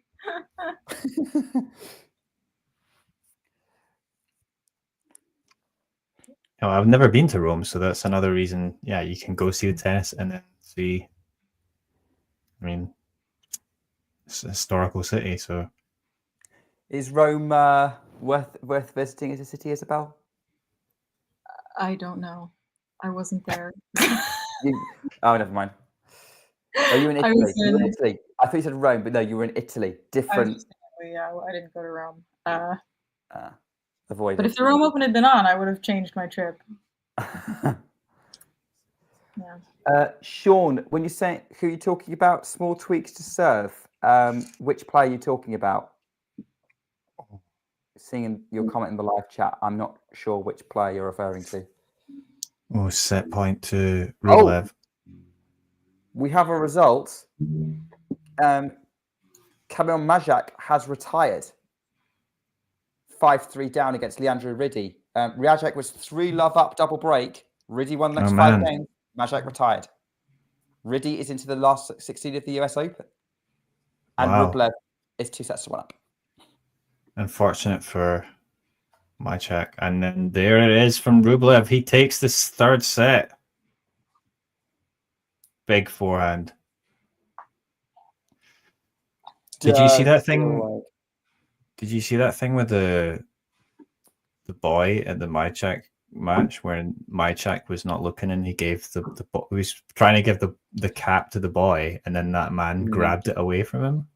You saw that? I saw that. I saw the stills of it, didn't see the actual incident, but that's not the first time I've seen fans do that at the US Open or like that's insane to me, but that people like grown humans do that. But like, yeah, unfortunately, yeah, it has been seen before, but I think the internet did its work and found both him and the boy. So.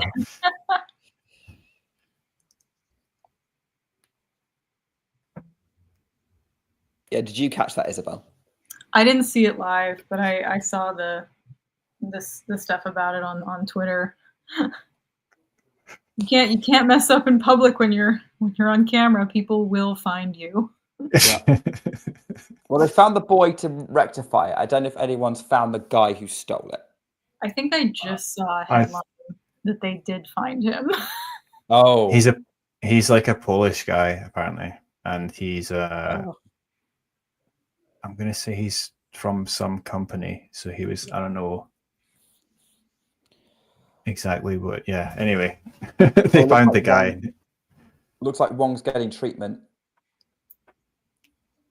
He's got his shirt off, but the guy's kind of rubbing his thighs. So who knows what's going on there? So Sean, you were asking about Sinner's serve, saying he's made small tweaks. I mean, I think Isabel, you can say that his serve's not been working today. Well, yeah, wasn't working. The first few sets, yeah, his first serve was just not what it usually is. He was making a lot of errors. They were going way outside the box sometimes. Yeah, just not the usual strength. I mean, his second serve was working, enough, but yeah, not the usual Sinner first serve. As well as his forehand, not there early in this match. But he seems to be fine now.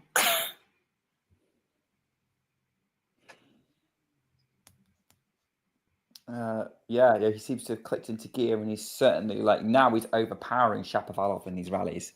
Yeah. I think Colin Wong's gone off court. He's I guess he's injured. Oh no, he's not. He's back. He's back. Okay. His shirt is back on. He's back on court.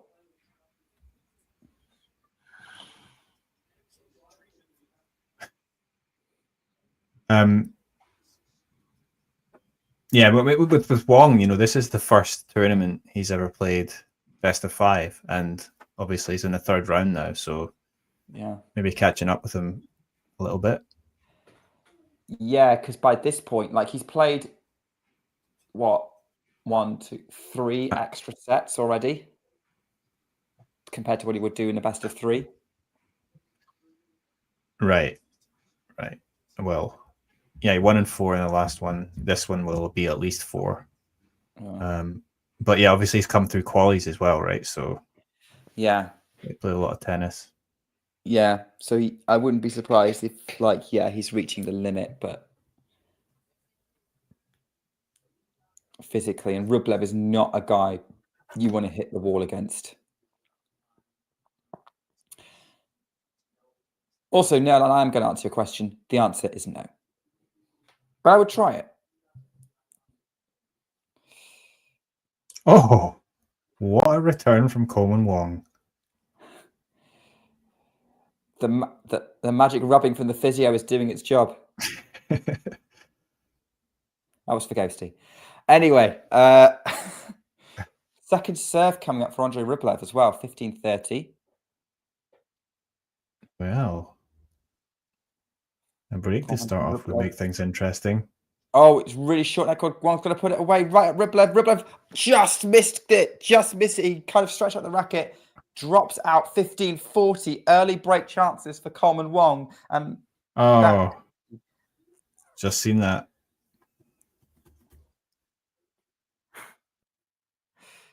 Oh, there's a lot of stuff going on right now. There is. Chapo's moving Sinner around at the net. Oh, but Sinner lobs him. All right, 15-40. First serve from Rublev. Too good. Come on, Coleman. One. Oh, he's missed it. Never mind. It's a let. Go to the tee. Forehand Wong. Forehand Rublev to the backhand of Wong into the net. Does a pretty limp backhand there.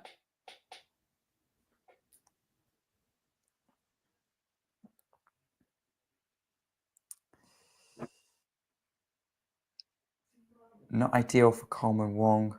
Can he get this break point? Shapo's aced. Good job from him. Only 2 aces from Sinner this match, but 12 for Shapo. And that's an ace from Rublev to save that other break point. Oh, yeah.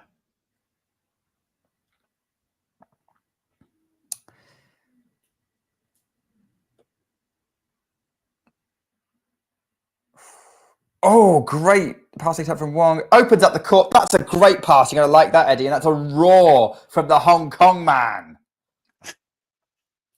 Oh, yes. Okay. Oh, and a bit of a Rublev attacking the net with his racket there.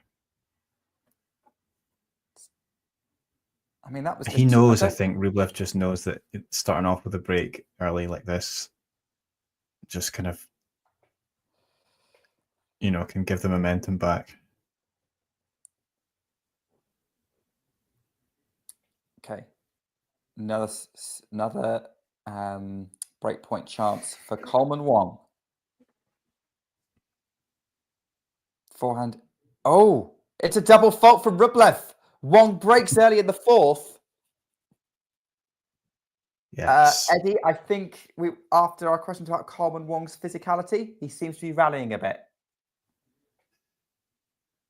Yeah, and I mean, to be fair, I don't really remember Coleman having any injuries since he's been on the tour, so I don't think he's the most injury-prone player. So, yeah, hopefully, I mean, it probably is just a little. It's probably normal, right, for any of these players to have a little bit of strains here and there, right? But yeah, he's looking fine, and yeah, hopefully he can. Let's see if he can hold here. Oh, meanwhile, on Arthur Ashe, Isabel not looking good. Not looking good for who? Shapovalov has just slapped a forehand into the net, and Sinner breaks for 2-11 in the 4th. Yeah. Okay. I fear Shapo is imploding. Are we fearing the bagel? I don't know if it'll bagel, but it might be 6-1, 6-2, something like that. It's got to be a bagel in New York, no?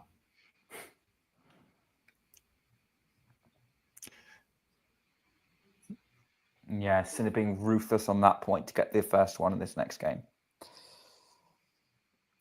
Okay. Moving Shapo around the string now. Yes, Wong with the ace there to bring it to 15-all, and more of that, please.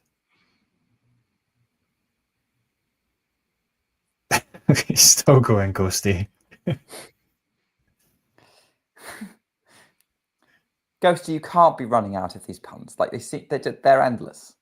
Well, you're just making the same pun over and over. Okay, fine. You can't run out of it if it's the same one. It's like I wear this jumper over and over. There you go. But it works every time. Wow. Oh, it's out the serve.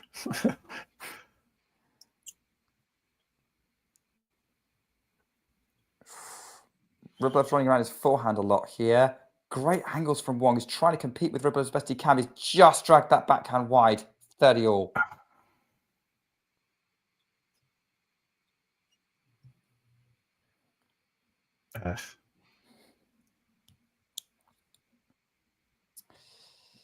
Thanks, Ghosty. I think I need to get another one of these because otherwise I'll wear this one out. I'm just settling into sort of my post-30 years.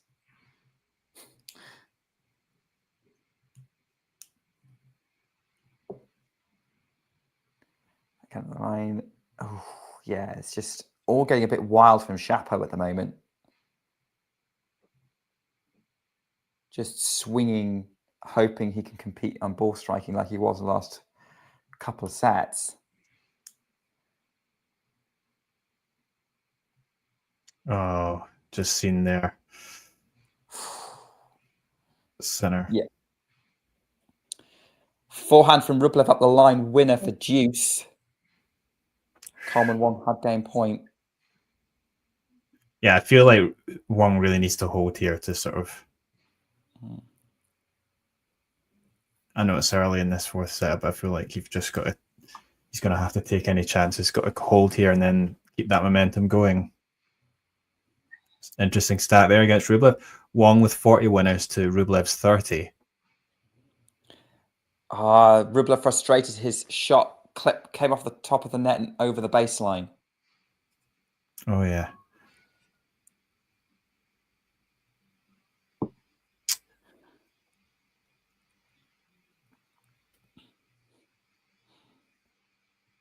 I mean, a win here would also be tremendous for Wong's ranking, surely. I mean, I don't know. Yeah. So I was talking about this with my Hong Kong friend because he was like, "Oh, what's Wong's ranking?" We were talking about it, and if Wong makes the quarterfinals, he'll break top 100. Right. Yeah, because his actual ranking at the moment is like what 178 or something like that. Yeah, something like that. But his live ranking is now within the top 150. But he's got a couple of wins to go before he can break top 100. Yeah, and he does hold well, so I knew I was making a risky decision staying up this late to watch this match, but you know, it's Saturday night and look, what's more fun than watching tennis on a Saturday night? well, now, you know, Sunday morning here. Fair. Yeah, it's what now? What, 5 almost 6 a.m. for you now? Yeah, it's literally the worst slam to watch here. I think for, you know, the UK, it would be Australia is probably pretty bad to watch, but Australia is pretty bad for the US too. Right. Yeah, it's a terrible time difference. Especially the semis and the final. Because I can usually in the earlier rounds catch the day session because it comes on in the evening here. But once the semis and final is on, it's like 3 o'clock in the morning. Get up. And do you? You know, I always wake up and then turn the match on, and I always, without fail, fall asleep and then wake up when the match is over. It's so difficult to stay awake. It's hard. So, because I always have to work the next day, you know, so it's just impossible. What time does the Australian day session start for you usually? Like, obviously, I appreciate America has more than one time zone, so you might need to specify which time zone you're usually watching in. But here in California, I think it usually comes on around like 6:30, 7 in the evening, something like that. So I can usually get home from working, I can watch a few matches. But night session doesn't start until midnight here. Yeah,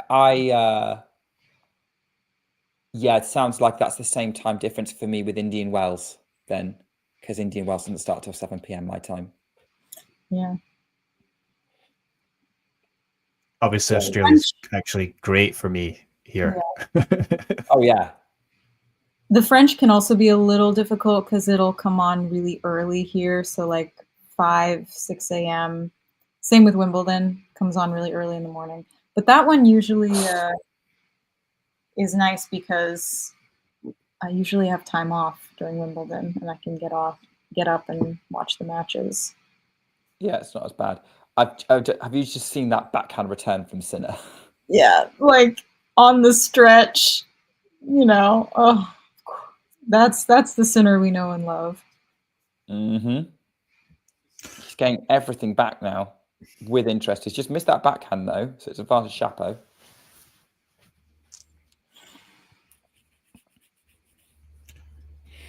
Coleman. Daniel Altmaier and Alex de Minaur are warming up on Stadium 17. That should be an interesting one. Yeah. Do we know if Alex Ayala's watching this match or has she left? I haven't seen her in the crowd. Yeah, she definitely was at his last match. Whose last match? Coleman's. Oh. Alex Ayala and Coleman were friends. Yeah. Oh, okay. Well, they're both from Rafa Nadal Academy, so they know each other really well. Mm.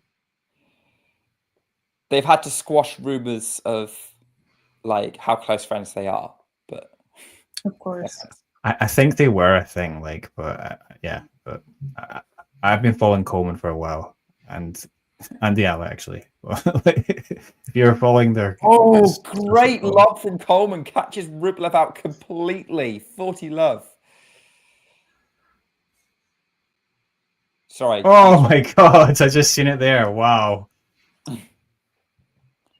He's got he's reinvigorated. He's in this set, and yeah, could we see another seed be taken to 5? It's looking like it at the moment. As Ghosty celebrating that Chapo got a game. I need to I'm about to lose power in my laptop, so I need to go plug it in. Go quick.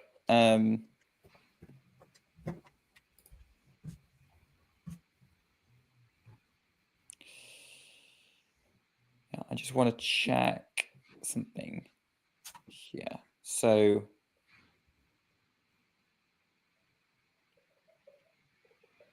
yeah, so there've been a few 5-setters so far this US Open. We've had Tommy Paul beating Nuno Borges in 5, saved match point in the deciding set. Flavio Caboli beat Jensen Brooksby 10-3 in deciding set tiebreak. Tristan Scorbate, Lorenzo Sonigo 10-8, 10-6 in a deciding set tiebreak. Who else? What else went 5? Rude. Yeah, Runa lost in 5, and Rude, and Hutchinov to Majak, from 2 sets up. Cerundolo out in 5 to Riddy. Tsitsipas out to Altmaier in 5.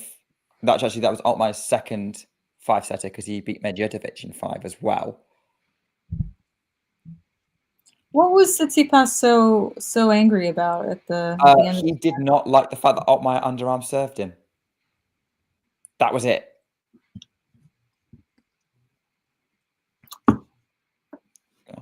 Mentioned that in 5. Yeah, That's such a stupid thing to be upset about. I know, it's really dumb. Yeah, I never mean, like- understood why people get upset about underarm serves. Perfectly Yeah, I legal. don't get it. Like, I've had guys underarm serve me. I'm like, cool. I'll just put that away then. I have to underarm serve.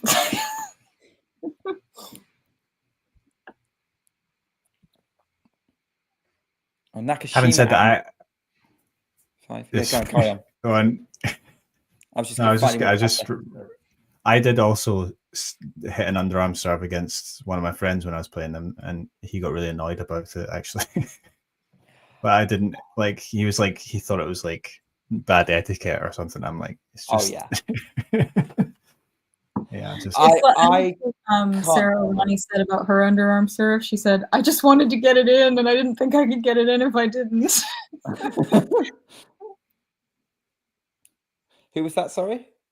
Sarah Arani doing an underarm on match point, and she was like, I was just scared if I served it overhead I wasn't gonna make it.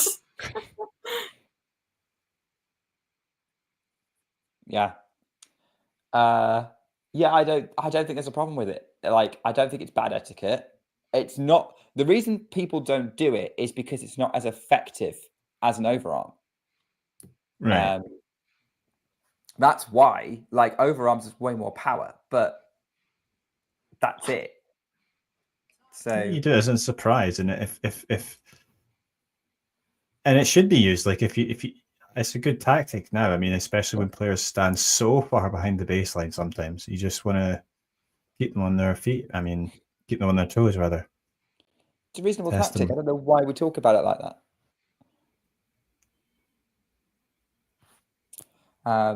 Although I don't know if you, apologies if you already know this. Apparently, tennis, when it was first invented, everyone underarm served. Like, that was how you served.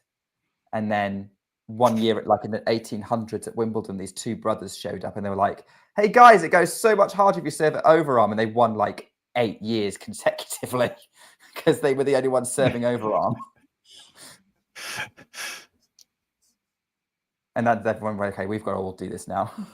That's how you play. I've gone through looking at like old tennis matches from like, you know, like Wimbledon, like 1920s or whatever, like some footage out there. And yeah, they kind of like, you know, they're not even jumping when they're hitting overarm serves, but they're just kind of like rolling it in with good technique. But it's like, obviously the game's evolved so much. Yeah, I think that was what made Suzanne Lenglen so good, was that like she was pretty dynamic and she was willing to jump around all over the place to get the job done. She also used to smoke though, didn't she? I guess a lot of people did then. She was drinking cognac on the change of ends. Like, wow. The only time she ever played the US Open was because they said they could sneak out alcohol during Prohibition, and that was the only reason she agreed to go and play over there. That's crazy. And then she ended up losing like second or third round. She retired, playing the like 8-time champion there, and then smoked her at Wimbledon like Love and Two. Good pun there. Smoked. Yeah, definitely more than one time. But yeah, everyone smoked in the 1920s. Yeah, just in general, people used to smoke a lot more. Yeah, but I don't think you can imagine seeing that now. Like, not even Francesco Comisano would smoke on a change of end. Yeah, the idea of like having like cognac as your change of ends drink is pretty wild. Didn't they say that like David Ferrer used to smoke sometimes? Did they not say that? Like, and which blew my mind because it's like he was like one of the most physical players that are out there. Like, maybe it was just I don't know, an occasional thing, but yeah, because we've all got like, I don't know, I've had friends who only smoke when they're like on a night out and they've had a few drinks. That's the only time they'll do it. Wow. Did you see that point there from Coleman? I did. Good that hold. Was really well improvised. What's the umpire talking about? Did Coleman touch the net or go over the net with that? No, Sinner's he did get got a a great point. chance here. Oh, yeah, we should probably pay attention to that. Thanks, Isabel. I might have been right when I said it'll probably be 6-1.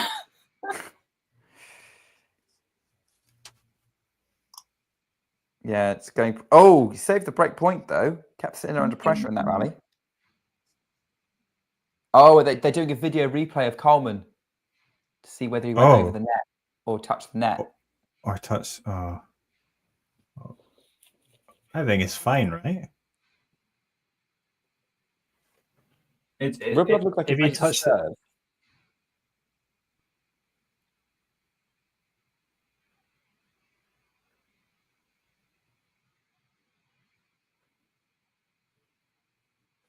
What happened? I think there's a video review of like Coleman at the net.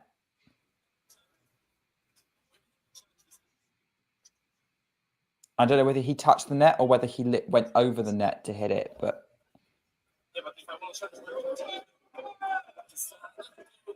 Okay, Chapo holds. big for Chapo. Was there a problem with the video review or something? Maybe. It looks like she can see it on her iPad thing, but it's not on the screen. Reason... Here we go. Camera zoomed in. Balls away. And then, yeah, I don't think he touches. Yeah, I don't even think Rublev really thinks that he's going to get the call, but he just says, I'm going to do it because I can. So, or at least, like, if he does touch the net, the ball's out of play by that point. Oh my God. You're right. Yeah, Ghosty. Yala did have a over the net controversy, but I think like that was actually, she was just made contact on the other side of the net. I mean, on her side of the net, so it was okay. Incredible point just now in this match. Wow. I'm watching the replay now. Oh, great pass from Sin to finish that. I don't think most people could have gotten that lob back that Chapo hit. That's so good from Sinner. Yeah, I played doubles yesterday with a couple of friends and with a few friends, and yeah, I had to own up to hitting a ball, reaching over the net to hit a ball. Like no one else saw it, but I knew the head of my racket was over the net when I made contact, and I just couldn't not own up to it. But that was really annoying because then we got broken as a result. I haven't been able to play tennis. You play regularly, Nick? This was the first time I've played in weeks. Okay. I mean, weeks. I've not played in months, so... You're going through a dry spot. The summer's too hot here, so it's not even good to play tennis. Now it's coming into autumn. It's perfect. So hopefully do it soon. Rublev holds to love. Anyone want to come in on Jake's question on Ayala? Any of us fans? I wouldn't say I'm a huge fan. I mean, I like her. I like seeing good players from countries that don't have a lot or any tennis players. So I like her in that way. I like the way she plays. I think she's got an interesting game. But I'm not one who gets on the hype of young players so early. I do want to wait and kind of see what results she can put up consistently. Because I think we get a lot of these like lightning in a bottle kind of players. So I wanna give her a couple years, see what she can do. But I like her.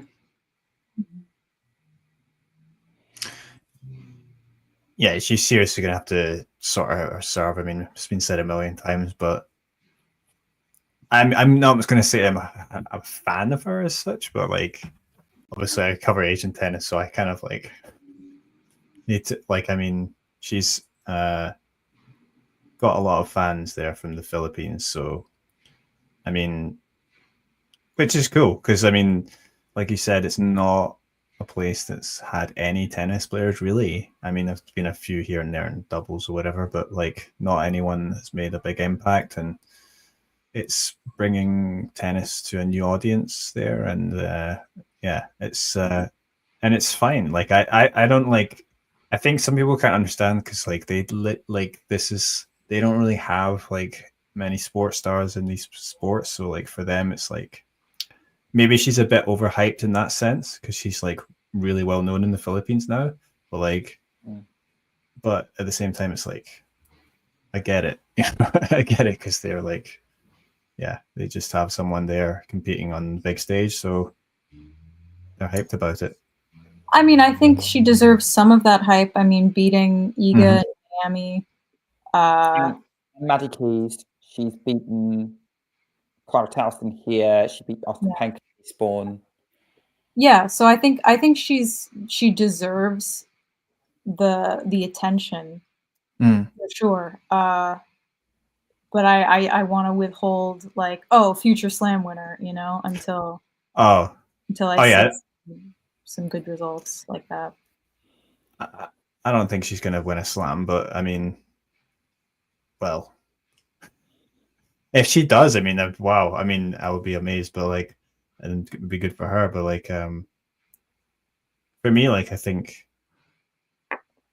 I mean, even top 10 would be surprising to me. I mean, top 20 maybe, but like, yeah, she's gonna have to develop a lot. In order I feel the same way about, you know, Vicky and Mboko. Like I'm obviously really excited, but I want to see like consistent results before I get like, you know, real up about it. Yeah, I think you have to, when you say like future, if you're backing someone to be future slam winner, if you're just thinking, oh, someone's going to be good and they're going to like occasionally make a good match against a top player, then I think you can definitely say that about both Mboko and Ayala. Ayala is like, she's fun. I think she's got a great return.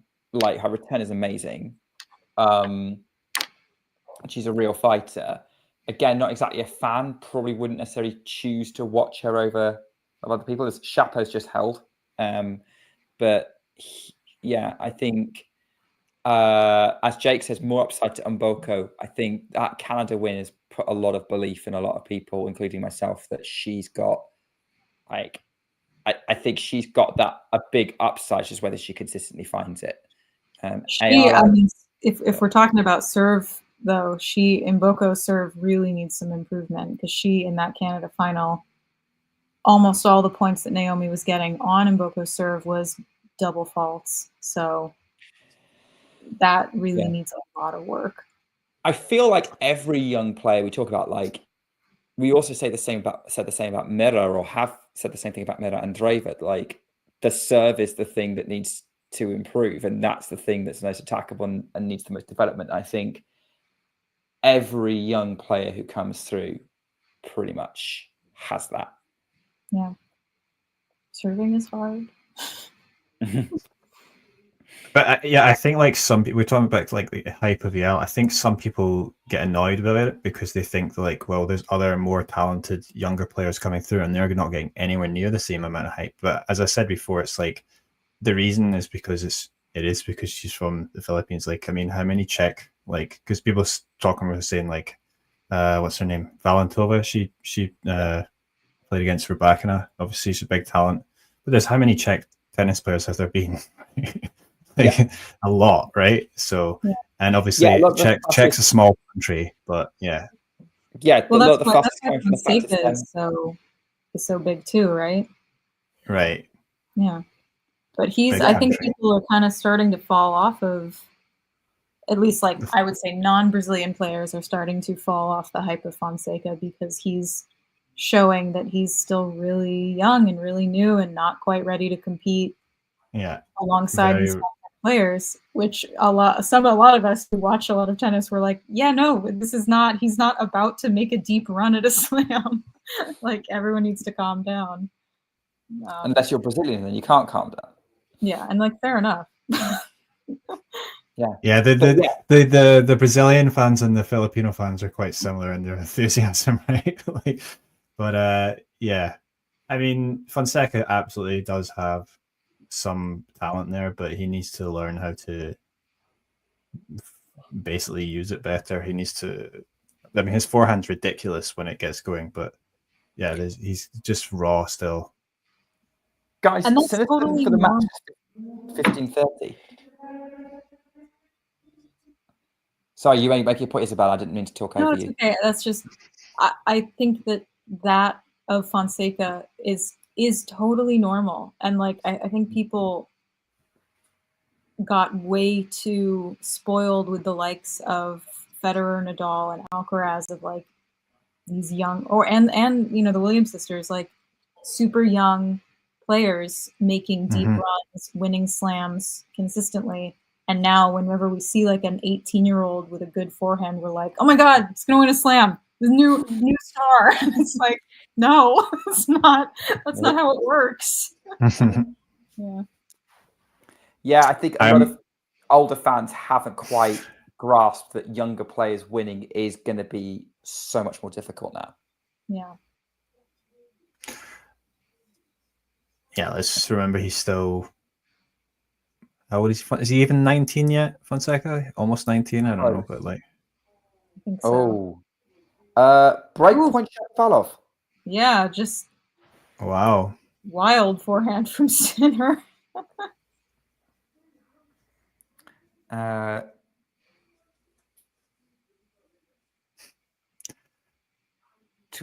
Yeah, 24 hand up 4 serves from Yannick Sinner, 30 for Shapovalov, but I suspect half of those have just been this set. So for Chapo, anyway. Colin Wong to pick a drink as he's about to cut to serve for the fourth set. Second serve, Sinner at 30-40. 3 hours 10 on the clock. Sinner, can he avoid the break? Gets first serve in and unreturnable. Chapo can't help but drag it into the tram line. It's deuce. Talking about early hype, since the players in front of us, Chapo, do you remember when he beat Rafa at the Rogers Cup? And oh yeah, what was he not like 17 or something like crazy young. like that? He also had a lot of similar early hype. With good reason. Like he strikes the ball like amazingly. Oh my God, yeah, and he's an amazing mover. Has a lot of variety in his arsenal. You know, like he can do a lot. Yeah, when he's on, he's very impressive. Match point. As he's shown today for, I'd say 2.5 sets against Sinner.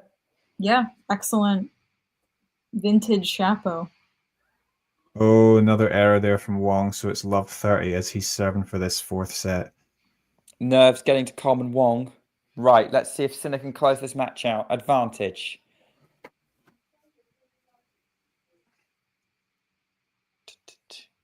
Love 30 advantage. Sorry, I was putting the score of the Wong match up there. Yeah, second serve. Too much tennis going at once. Rush. Okay, first serve. Goes in. Forehand Sinner. Backhand Chapo cross court. Forehand Sinner. Chapo's going inside out. Forehand Sinner again. Still going cross court. Chapo's on the inside out. Gets the cross. Backhand in play. Finds Sinner to the Chapo's got to run for the forehand. Loops it up and out. Sinner swipes the ball away. He's glad that match is done, and he is the winner in 4 sets. 5-7. That was not easy though. Oh my. Yeah. He was kind of done with that. That was shaky. A shaky win. Coleman Wong. Ballsy. Yeah. Big forehand. Big forehand winner there.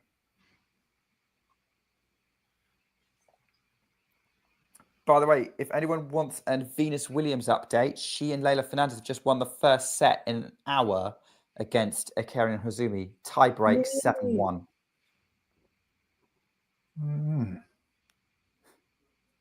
And it's set point Coleman Wong. Here we go. Here we go. Hit 21 aces so far in this match. And another one.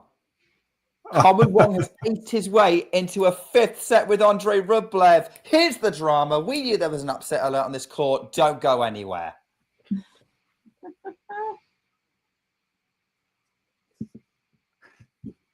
This is great. I mean, I wonder how many people are still up in Hong Kong watching this, because obviously it's late, right? I mean, it's only 1 hour behind me, so it's 4:30 now. So yeah, but it's a Saturday night, so probably are a lot of people up watching. And yeah, I'm glad that they're having a good match, because Coleman's putting on a good show here. Jake's asking what are his expectations for him. Well, I kind of thought he would be doing better actually by this stage, because when he broke through, he reached. He was doing well in the Challenger circuit, and then he kind of dropped off, and then I guess he's doing a bit better this year, starting to get some results. So I think has he won any challenges yet? No, he's been in 4 finals, but lost them all. But I mean, that's come when he was quite young, right? So I mean, he's still only 21 anyway, so I still think he can do. I mean, I think he could be a top 50 player at some point, right? So let's just say that. But I'm not. He can be on the ATP tour, right? That's what I think. And yeah, he showed it. Yeah, showing this right now. He can compete. Yeah, if he makes top 50, that'll be great. I think he told me. Well, he said that he wants to be number 1 in the world. Well, doesn't every player? Yeah, that's right. When I slammed, but this was last year. But I mean, I think Ayala said the same, right? But I mean, if you are at that kind of level, you obviously want to have do as well as you can, right? Otherwise, why are you playing? I don't know. I mean, yeah. If you're playing in a slam, you want to win it. Yeah, you've got it. Yeah, you've got to be in it to win it, and I think they're very much in it to win it. It's only 2:30 on the clock for this match, so it's not been super physical. But Coleman's really going to pull this one out, because has he gone 5 sets before? Done a 5-setter before? No, this is his first time into a 5th set. So I mean,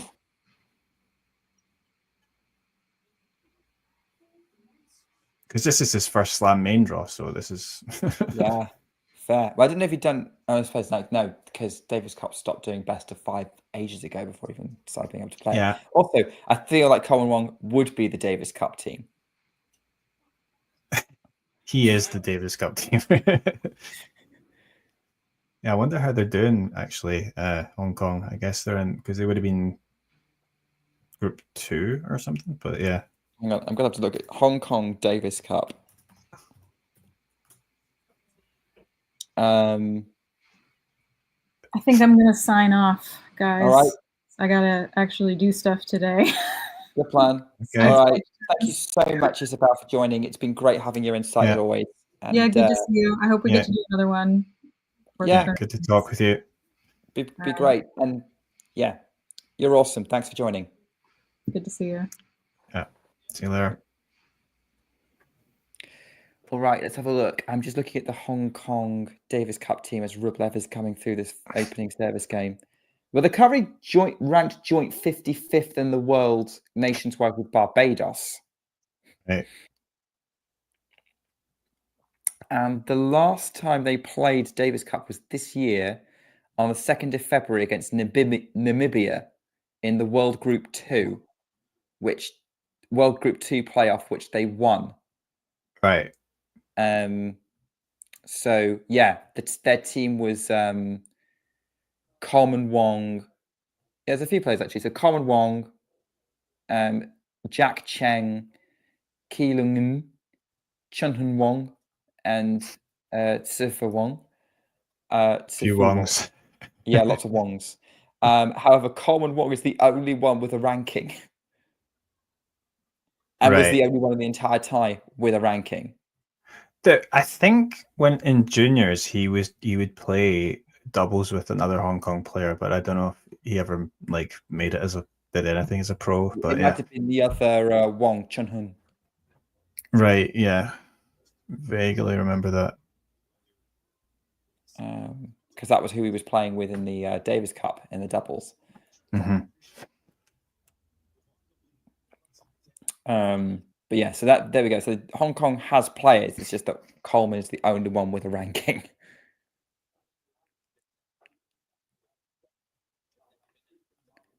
But yeah, they always seem to play the playoffs for World Group 2, and then they either get in and they've got into the World Group the last few years, World Group 2 the last few years, but they've then immediately lost in the first round to players like countries like Chinese Taipei and Latvia and Ecuador. And I guess if you've got Coleman Wong just carrying everything, it makes sense.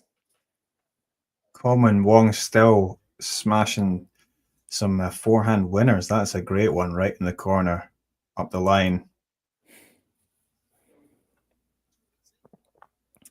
Still, I mean, like he's here to compete. Oh, he's double faulted though. Okay, well, it's only if he was going to double fault, it's do it at 15 love. That's fine. I just realised Jane's a Rublev fan, so probably the only one who's not going to be super happy about this situation. Oh, great return from Rublev. Oh, that shot from Wong was so close to going over the net. 15-30. Oh, yeah, big moments here. 15-30. I mean,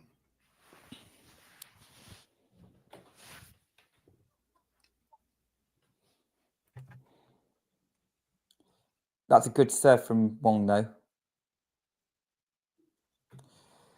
Oh yeah, just well placed.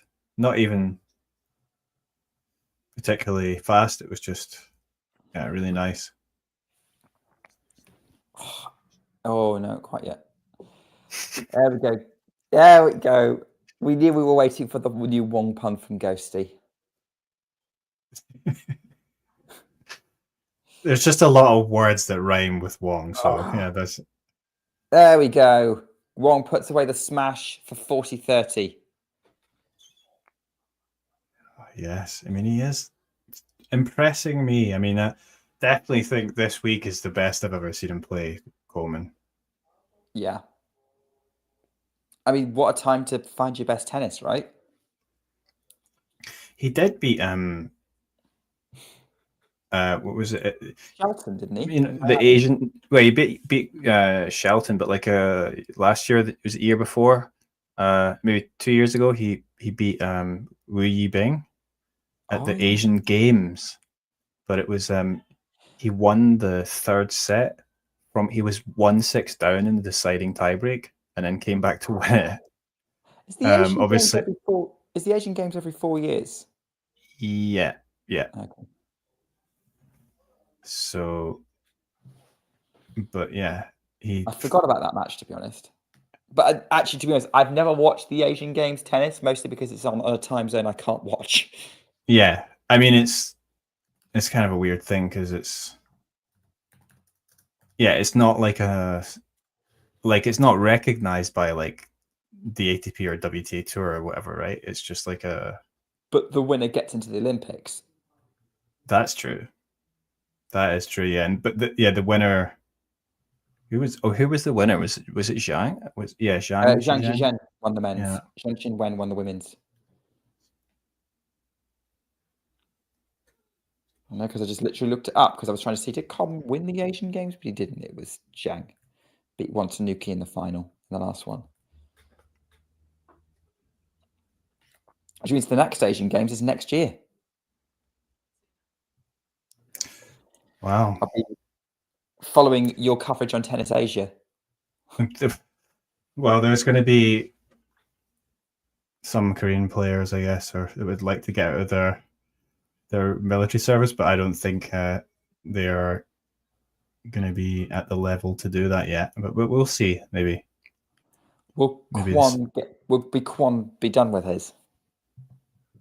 Yeah. He obviously he's doing this now, so it doesn't matter for him. But like, I mean, he might still want to play that anyway, just for the pride of it, right? But I think he's going to be done middle of next year, right? So yeah, summertime we'll be seeing him back. I think he won't. Well, yeah, because he's still sort of playing sometimes. Yeah, so I'm not sure if he'll have any kind of protected ranking. Depends how long he's been out, but. I guess the ATP is probably going to need to look at that sort of situation if it's going to be quite common with the Korean players. Okay, Jake's got a good question, albeit as a pun. But yeah, I think Coleman can win this. I like how he's holding up.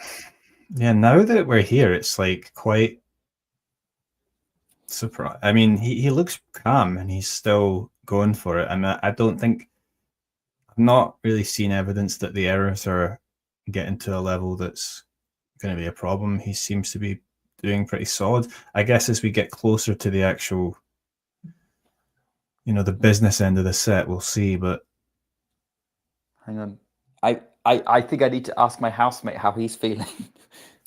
Sure. My guest, he's not really a housemate, but he's staying in my spare room. But I need to ask. I probably should ask him how he's feeling. Aoi Ito, yes. Yeah, go for it. But she is. I mean, she's tremendous. I mean, breath of fresh air, right? I mean, just the way she plays. Because she doesn't have the weapons, but she just uses the slice, the moon balls, the lobs. But like, she's able to do it because she has a really good tennis IQ. She's smart in what she does, and obviously, she's got wonky technique. But who doesn't not? I mean, I think pretty much everyone enjoys watching her play.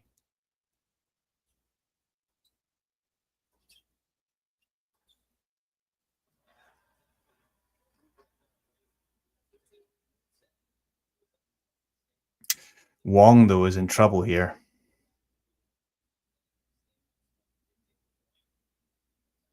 Because he goes down love 15 on his serve.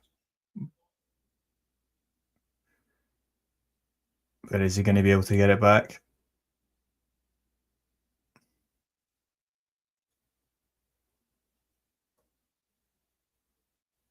Oh, poor error from Rublev. 15-all.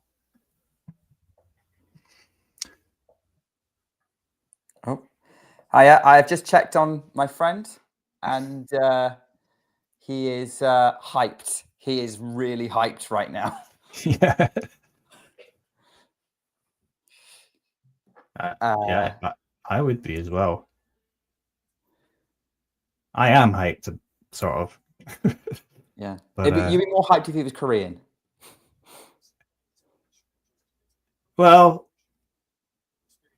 yeah, I suppose. Yeah? What, like, am I wrong? Well, yeah, I mean, if there was a Korean player about to beat Rublev, I don't think that's happened. All right, 30-all. Big point coming up. Second serve, Coleman Wong. Forehand cross. Oh, smacks the winner on the forehand, Rublev.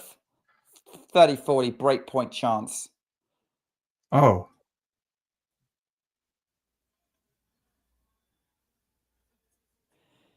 You seem surprised. Oh, wow. No, I was surprised because the other stream that I was watching the Sinner match on switched over to the Wong match. Oh, cool. And it's ahead of the other stream, so it's better. Well, that means you might be ahead of me now. As Rublev is throwing his racket to the ground, having missed a backhand cross court and missed the break point. Deuce. Yeah. So, yeah, basically, yeah, I am ahead of you now, I guess. Well, that's good. Because it's this world feed stream seems to have switched over to the Coleman match. I guess because there's no other matches on. Well, there's Altmaier de Minaur, but that's early in the first. So this is the most dramatic match happening, unless they want to show the Fernandez Williams match. Great serve from Coleman. Does Come on, get Coleman. game point. Oh, great hold, and the crowd love it. Well, yeah, because they're backing the underdog, and there's probably a few Hong Kong people who New York have probably turned out. Yeah, look at that. He's directing the crowd. I'm loving this. That's my housemate. He's just seen him hold. Well, I mean, Coleman is, to be honest, he's surprising me. Even if he doesn't win this match, it's still like incredible, really, for him to have achieved this. This is huge. Like this is like the level that he's doing to compete with Rublev in the way that he is. It's just so impressive. Jake saying I thought wrongly of him. But okay, a double fault there from Rublev, though. Oh, he doesn't want to, like, if Rublev's starting to unravel, this is not a good timing. He seems like he's losing focus a bit, let's just say. Oh, well, just as I said that, he's got a second serve coming up for me. Oh, great return from Coleman. Short. Oh, Coleman puts it in the net. Yeah. That was a chance. That was a sitter right there. Yeah. You feel like he can't really let many of those kind of opportunities go if he's going to win this. No. He might regret that. Mind you, if he did that, it would be love 30. It wouldn't be a done deal. But Rublev can't find a first serve right now.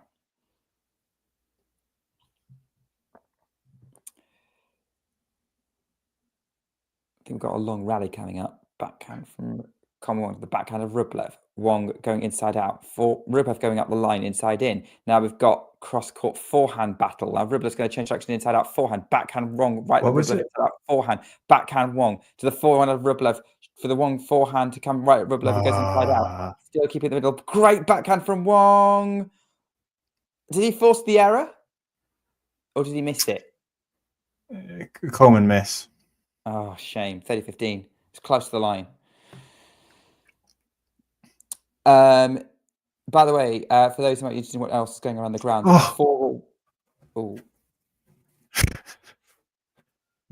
I'm interested to see what's happening now. Okay, maybe just focus on this game before we do an around the ground update, because then more stuff will have happened. Backhand Rublev. Drop shot Wong. Here comes Rublev trying to... Oh, he can't get over 30 all. Great drop shot from Coleman Wong. And I've just had an applause from downstairs.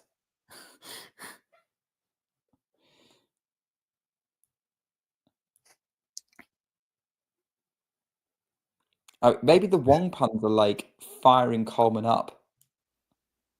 Just giving him more energy all the way from around the world. I've been tweeting that it can't go wrong for Coleman Wong. Well, yes. Did that go well? It sounds like it just did go wrong. Yeah, but it's not over yet, this game.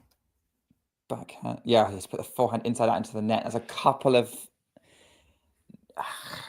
like misses that Wong should have made in this game.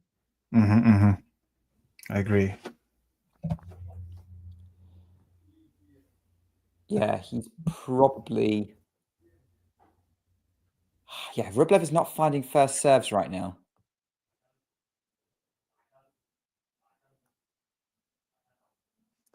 But, you know, if I mean, Coleman's been serving so well today. 24 aces he's hit. I think that might be able to take him through until the end of this set, and maybe. but he's got to do better. Percentage. Well, according to Google, 63%. Yeah, that's what the US Open website says. 50% for Rublev. 63% first serve in, 71% first serve won, 54 on second serve. So actually, interestingly, Rublev's got better win percentage on both first and second serve. But obviously, Coleman's they're kind of similar in the match. Like total points won, there's not a lot to choose between them. 130 to Rublev, 126 to Coleman. What's the set looking like for specific stats? Yeah, Coleman's at 57% first serve in this set, but Rublev is at 44. Yeah, I mean, Coleman's going to need to hold here, I think. Otherwise it's going to be potentially 5-2 Rublev. So,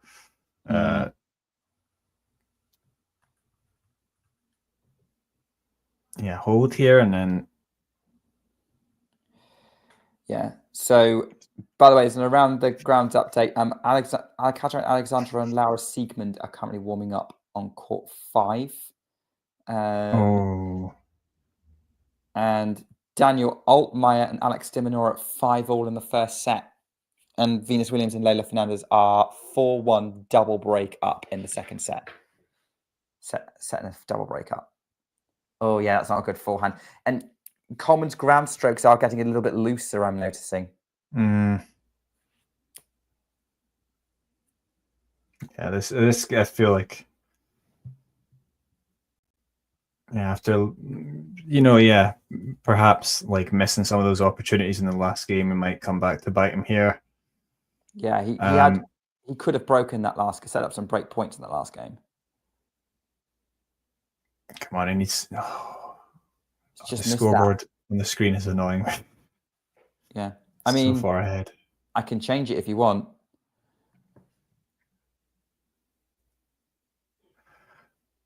Don't want Google. Yeah, and big roar from Rublev.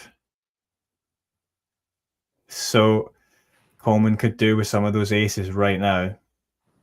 Oof.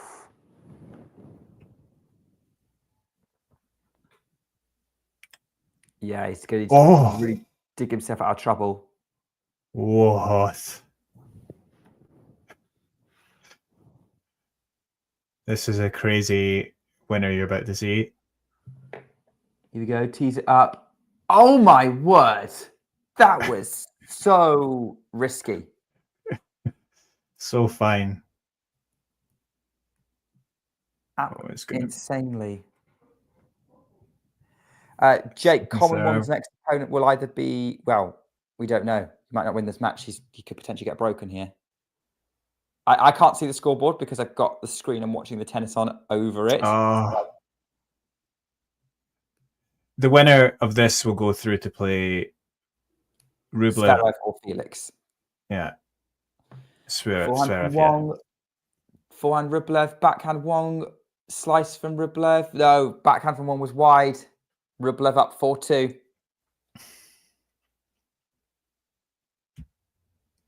Let's go, Coleman. Let's go. I think that's basically the match gone, but we'll see. Yeah, because Rublev looks like he's kind of pumped back up. Yeah. I mean, look, there's no guarantee anything, right? Because Coleman could have broken Rublev in that last game and then kind of still had that bad service game under pressure.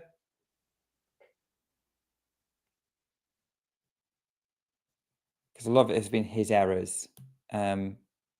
Yeah, it's a great serve from Rublev. He's found the first serve again.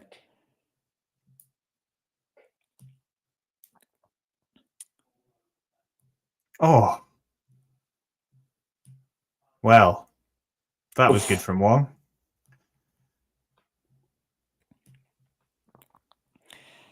Jake, how much have you drunk? Oh, great return up the line. Yeah. Oh, that's good. Well done, Sean.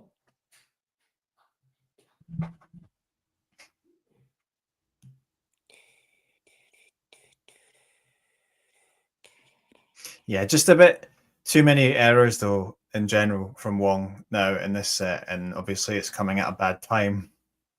So yeah, fifth set is not where you want to get inconsistent, and he's just overhit that forehand.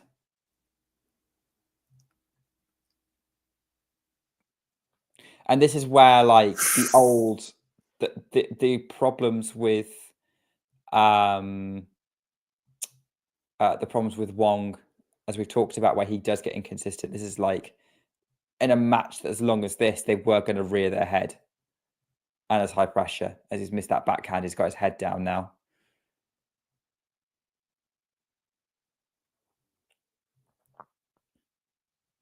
We hit the 3-hour mark.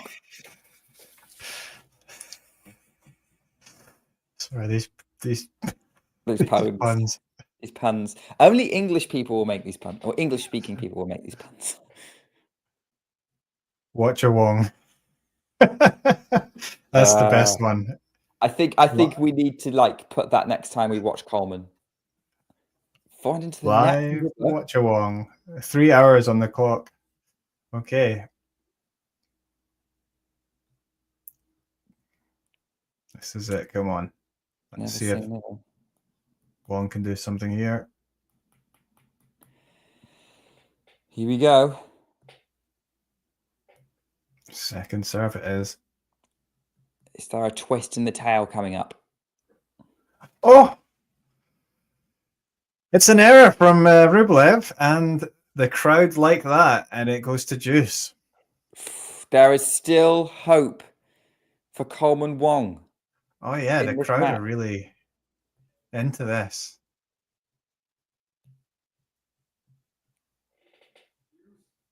Yeah, there's big cheers. Big cheers from the crowd. They're really up for this. They want a longer match. They want the underdog. They know if Rublev wins this, it's too close to the end.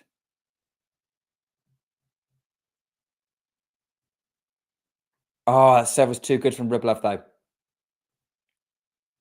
And it's advantage to the Russian-born player.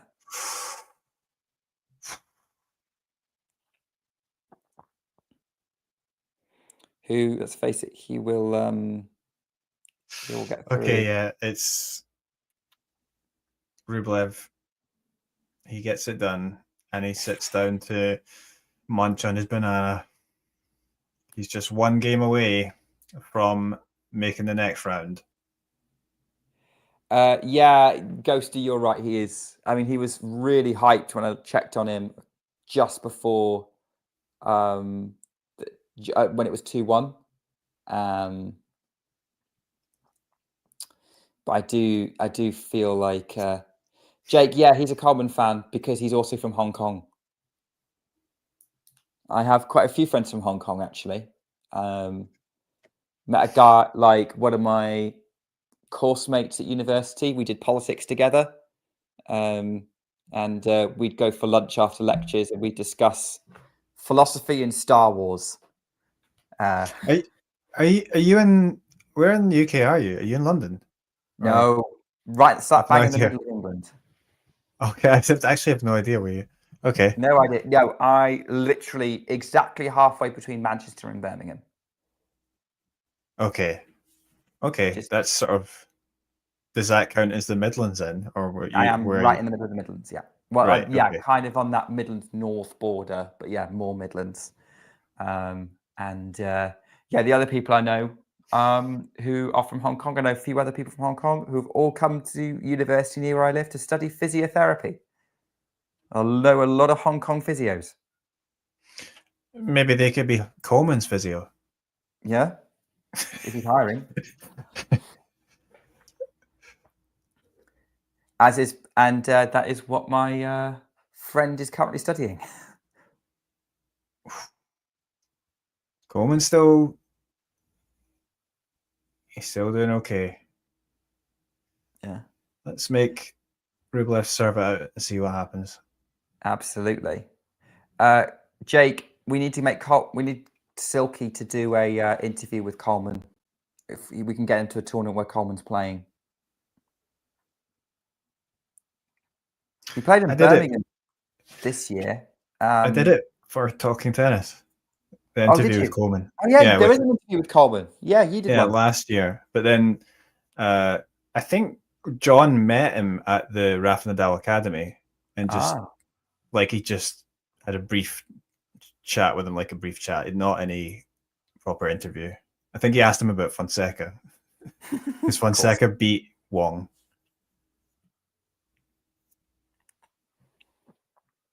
Of course.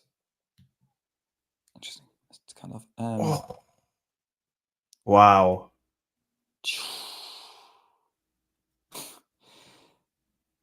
I don't know whether you're saying wow to what just happened with Coleman or Ghostie's latest pun. Of course, Coleman. Is it? You seen that? Huge forehand, yeah. Yeah. Like the way that he can slide into it. Yeah. So good. And just out of reach of Rublev. Yeah, he's been pretty ruthless on the tennis court, Coleman. And he doesn't come from a sporty. Well, I think his parents are just. He said his. Yes, he bangs down the ace there to take the game. His parents are a headmaster and a teacher. Okay. So Same he's school? not a big. I think so. Yeah, not a big. Sporty heritage, right? But yeah. Yeah, Ghosty, sorry, I think that one's kind of your second one there's gone a bit Wong. There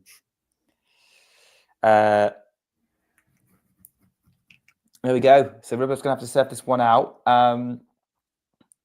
We're into a first set tiebreak between Altmaier and de Minaur.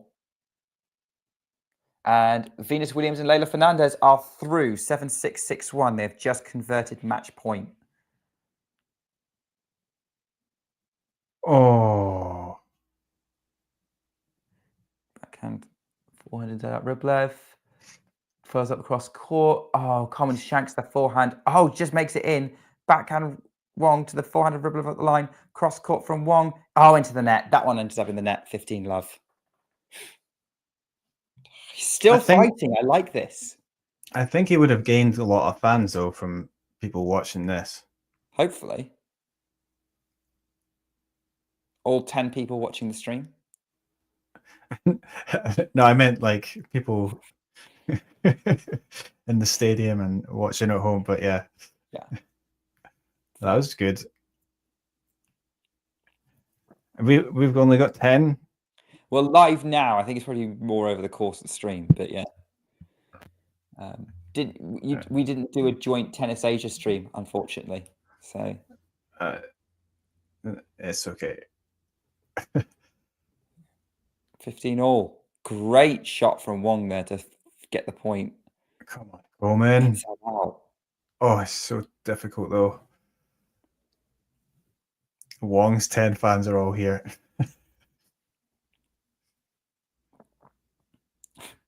Backhand from Rublev, forehand Wong, right to the Rublev backhand, just goes slice in. One was going to come in. Oh, that drop shot was not good enough. It was off balance, and Rublev just puts it away. 30-15.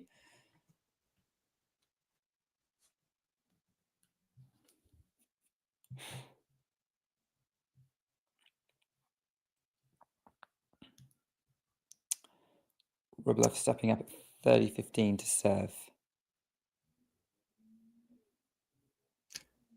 2 points away from this match. Misses the first serve.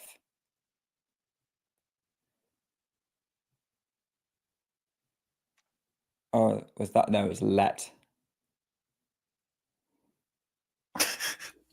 Here we go. Oh! Coleman Wong.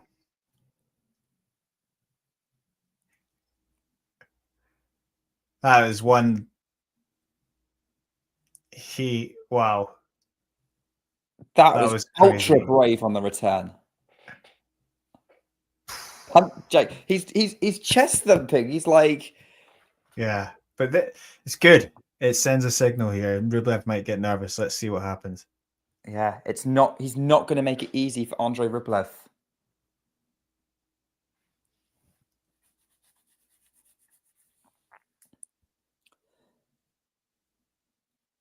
Interesting. Oh no!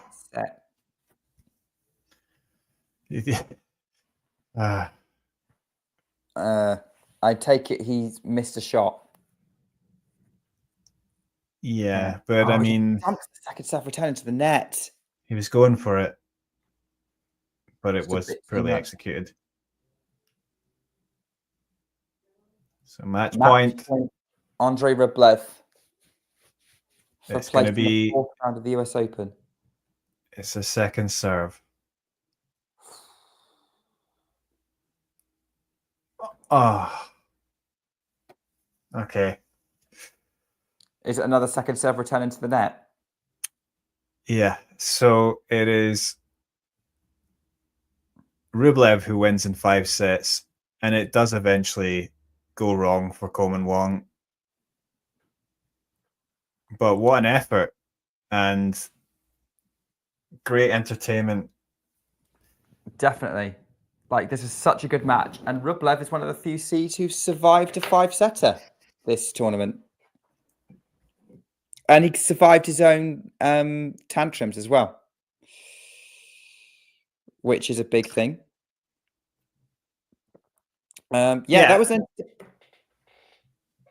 I was just going to say that it was, of course it was entertaining, but I think Coleman did better than I had expected. I mean, I thought maybe he might win a set, maybe Rublev would win in 4. And I thought, like, obviously after Rublev went up 2-1, that it was going to be Rublev who would finish it off. And I thought Coleman did well to sort of, find another gear again in that 4th set and make things interesting. But in the end, I guess, he was the less stable player at the end. And I think Rublev deserved to win, but there's no doubt that Coleman was coming up with some really brave tennis and some, really creative stuff at times. But I think all the crowd there, even though he lost, a lot of people cheering him as he leaves the court. And you have to say, first 5-set match for him, first tournament that he's played any 5-set matches. It's been a pretty good slam debut. Yeah, no, I think he could be pretty pleased with that. 1 set away from the 4th round on his slam debut. Continues to show promise. Loved sort of his bravery at points, the way he kind of rallied, how spectacular he is as a player. He really took it to Rublev. There's a lot to be optimistic about for Wong to make that top 100, to crack top 100. I mean, let's not go crazier than that. Like, Eddie, do you think we'll see Coleman Wong ranked top 100 at some point in his career? I think he will. I think he's got a good opportunity now. Yeah, if he can sort of try and keep this momentum going and into the Asian swing, and then he's probably going to still be playing a few challengers, I guess. Or I mean, I'm not sure if he'll get any wild card or spots in the Chinese tournaments or but he's got an opportunity, I think, to kick on here. I mean, I think the hard court season in Asia should suit him. So I mean, it's not always easy because now he's going to go back from it's great playing at the US Open and everything, but now he has to go back to the grind, right, and get those results. So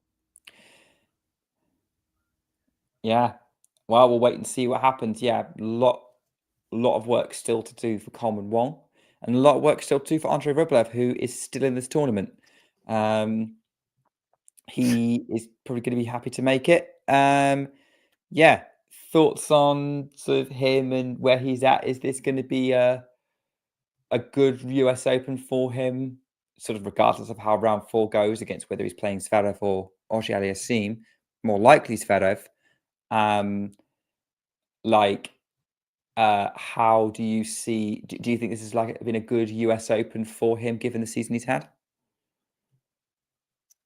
I'm not sure that I would say it's been a good US Open for him by the standards that he would probably, set himself. But I mean, obviously this was a tough match and he still got through. So that is like a positive. And yeah, and I think obviously he faced, in the previous round, it was a tough match as well and he still came through. So yeah, perhaps he can relax a little bit in the fourth round in terms of obviously coming up. If he comes up against Zverev, yeah, he'll be an underdog. But I think it's going to be much tougher against Zverev, and he's going to have to play at a more consistent level in order to get through. I don't think it's from what we saw today that it was. I think at Rublev that he should have probably turned the screw and got it done in that fourth set, but he maybe gave Wong a little bit of a chance to get back into it. So yeah, it's going to be so tough if he does have to play Zverev, but in some way, it might help him a little bit that with a little bit of pressure off. But let's see. I don't know. I hope it's a good match if whoever he does play. Yeah, I hope it's going to be a good match. I hope he makes it a good match. I think that's the most important thing for Rublev, to show he can still compete at this kind of level, and that this decline is not now just set in stone. I mean, look, top 10 is pretty tough to get into. The new generation are really starting to take hold with it. Or well, maybe not quite the new generation, but it feels like we've obviously got Alcaraz and Sinner still at the top. We've got Jack Draper in the mix there as well. Rublev's only a couple of years older than some of the others, but it's like a tough gig to get back into. And we'll have to see if he can build on this over the course of the rest of the season. He used to be so consistent. All right. Last point, because we did watch another match today, and that was Sinner Shapovalov. Thoughts, Eddie, on how Jannik Sinner looked today?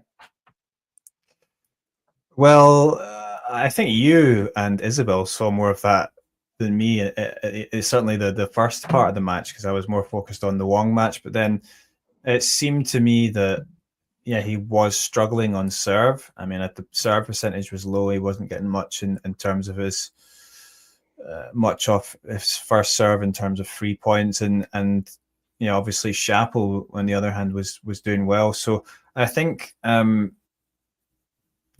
was I don't know, it did seem though like once he managed to get a set on the board, he eventually was able to settle in and find his level again.